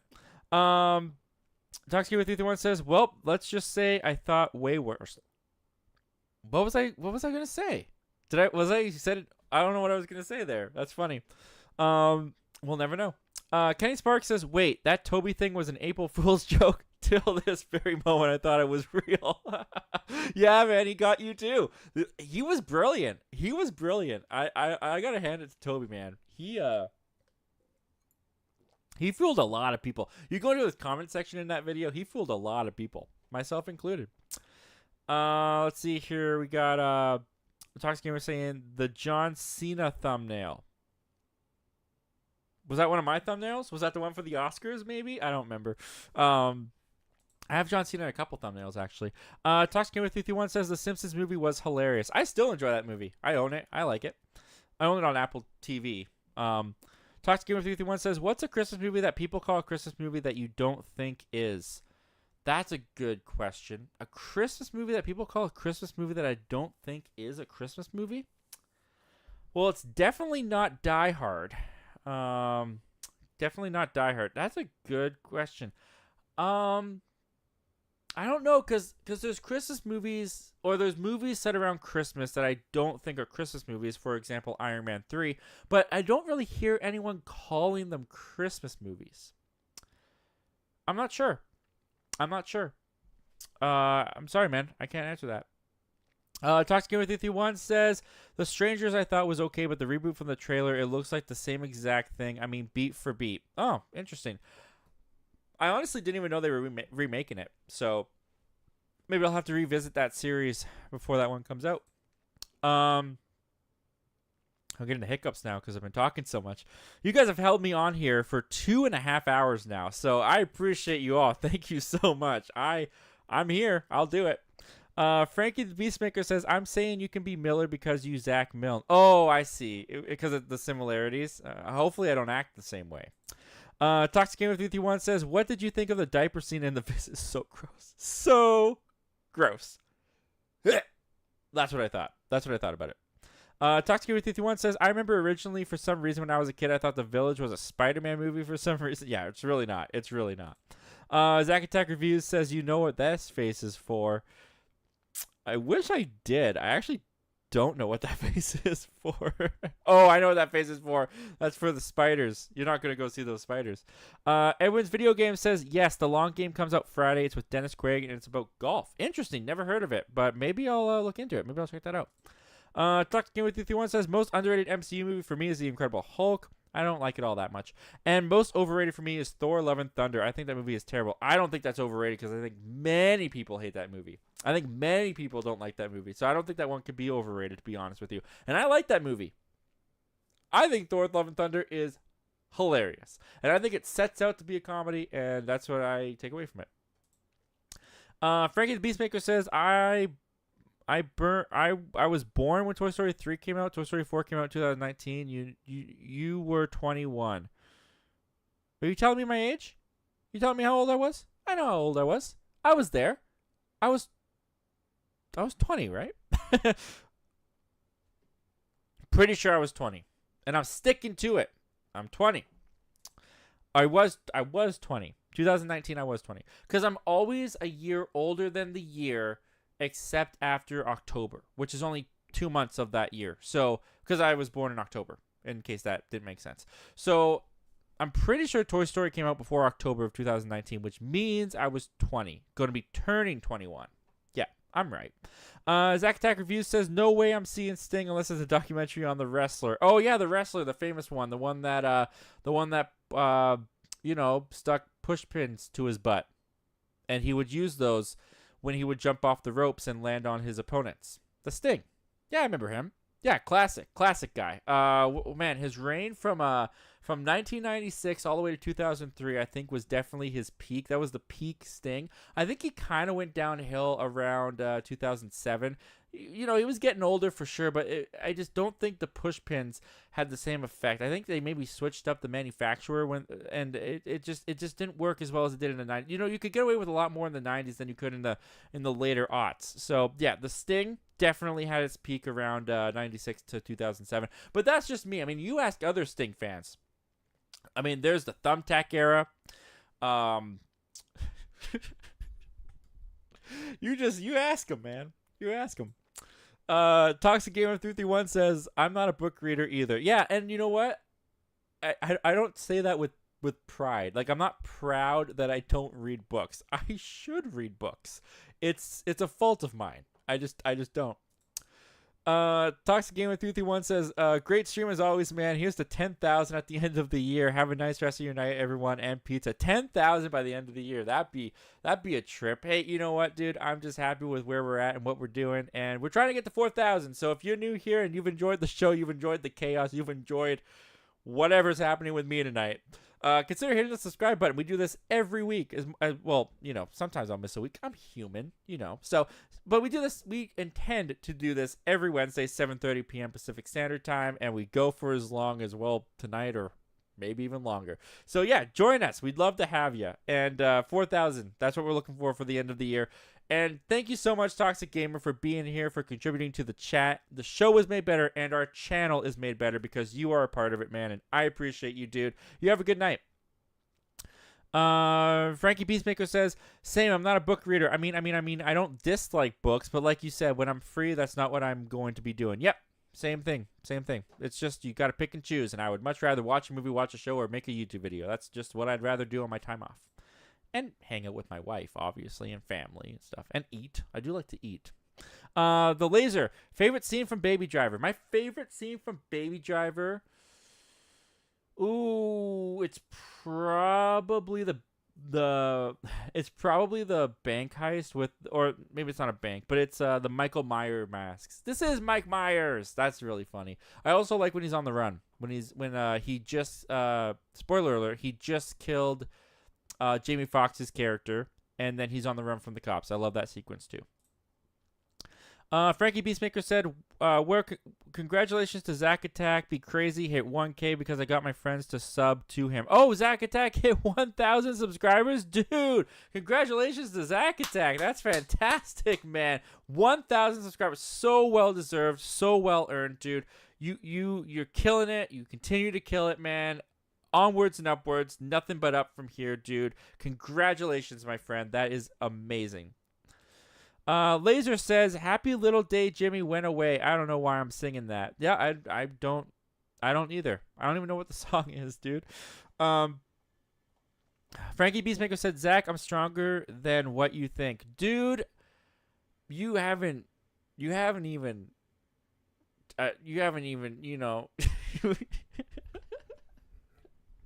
It's getting late. You haven't even messed with me, dude.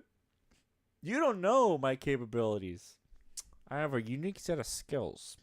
What is happening? Kenny Spark. This is what happens when you guys keep me here later than 10 o'clock at night. This is what happens, especially when I've been up since 6. So yeah, this is what you get. It's Kenny Sparks. I have a very low bar for what I think a Christmas movie is. If it's set during Christmas and Christmas is acknowledged in any way, then it's a Christmas movie. Interesting. You know, I don't really have like a criteria of what I think a Christmas movie is.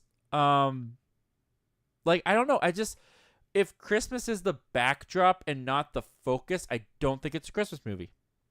Now, people would argue, what about Die Hard? Die Hard, the focus is Christmas. It's all about getting to the Christmas party and getting home for Christmas. It's Christmas with obstacles in the way. That's Die Hard. But yeah, a movie that has the backdrop of Christmas, like an example, Iron Man 3, but there's no focus whatsoever on it being Christmas, I don't count that as a Christmas movie. And there's another movie that's like that I just can't remember, and it's driving me crazy. I can't remember what it is, but I know there's another one that I'm trying to think of.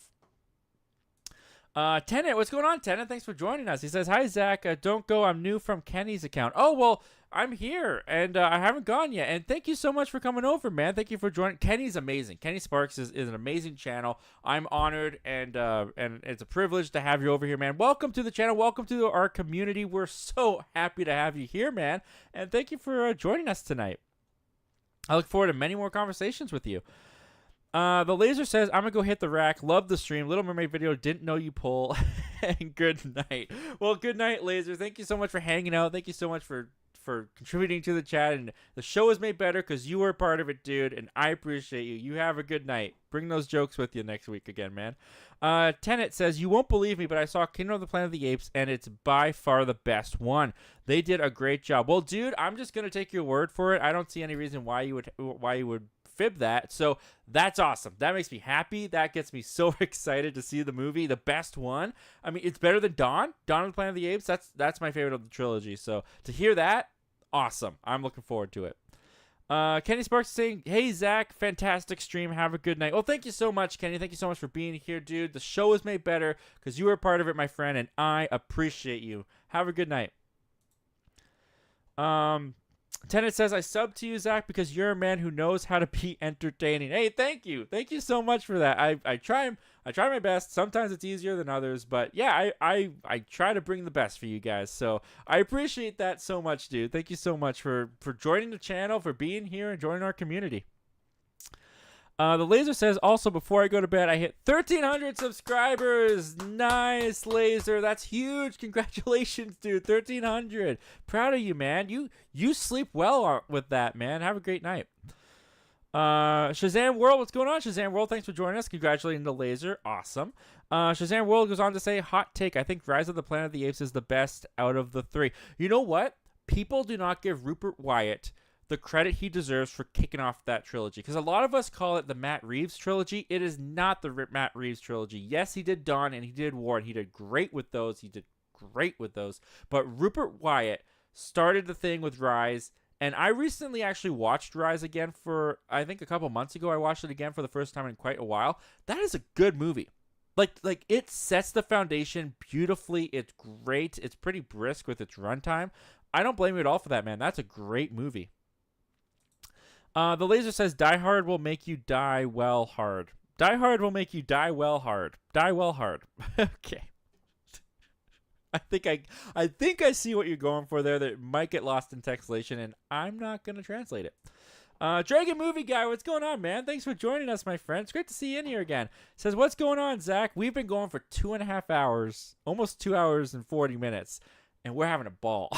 At least I'm having a ball. Because it's late here. I'm getting tired. I'm a little bit sleep deprived. But I'm here. I'm here for you guys, and I'm having fun. And I hope you guys are having fun, too. Dragon Movie Guy saying, love the live stream. Thank you so much, dude. I really appreciate you coming here every week and contributing to the chat and hanging out with me and hanging out with us. And it's just great. This community, I cannot thank you guys enough for this community. This community is phenomenal. It's phenomenal.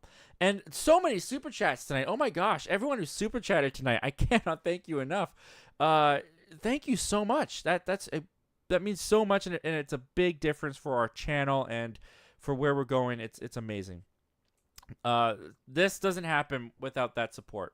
Shazam World said, no, it won't. I seem to have saw Die Hard a billion times. You've seen Die Hard a billion. It's a good movie, man. It's a good movie.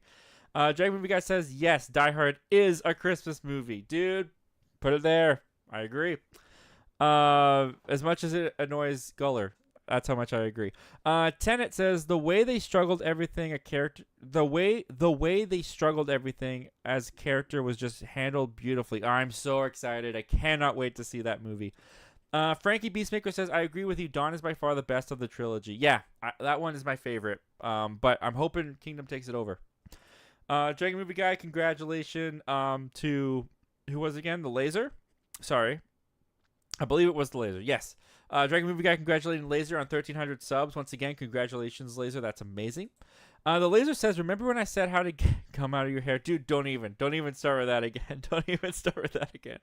The Laser saying, I don't want to sleep. Dude, me neither. I want to stay up all night, but I'll be dead the next day. Absolutely dead.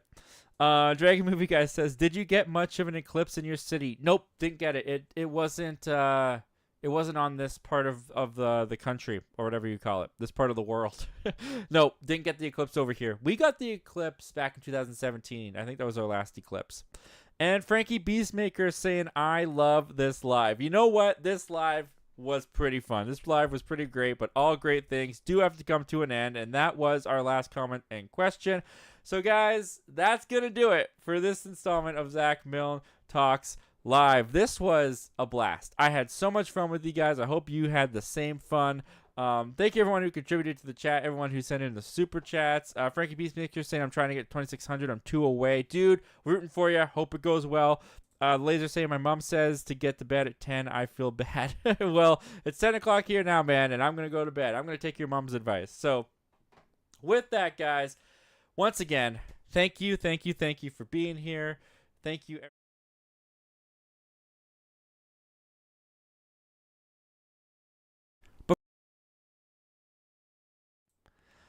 And I'll see you guys.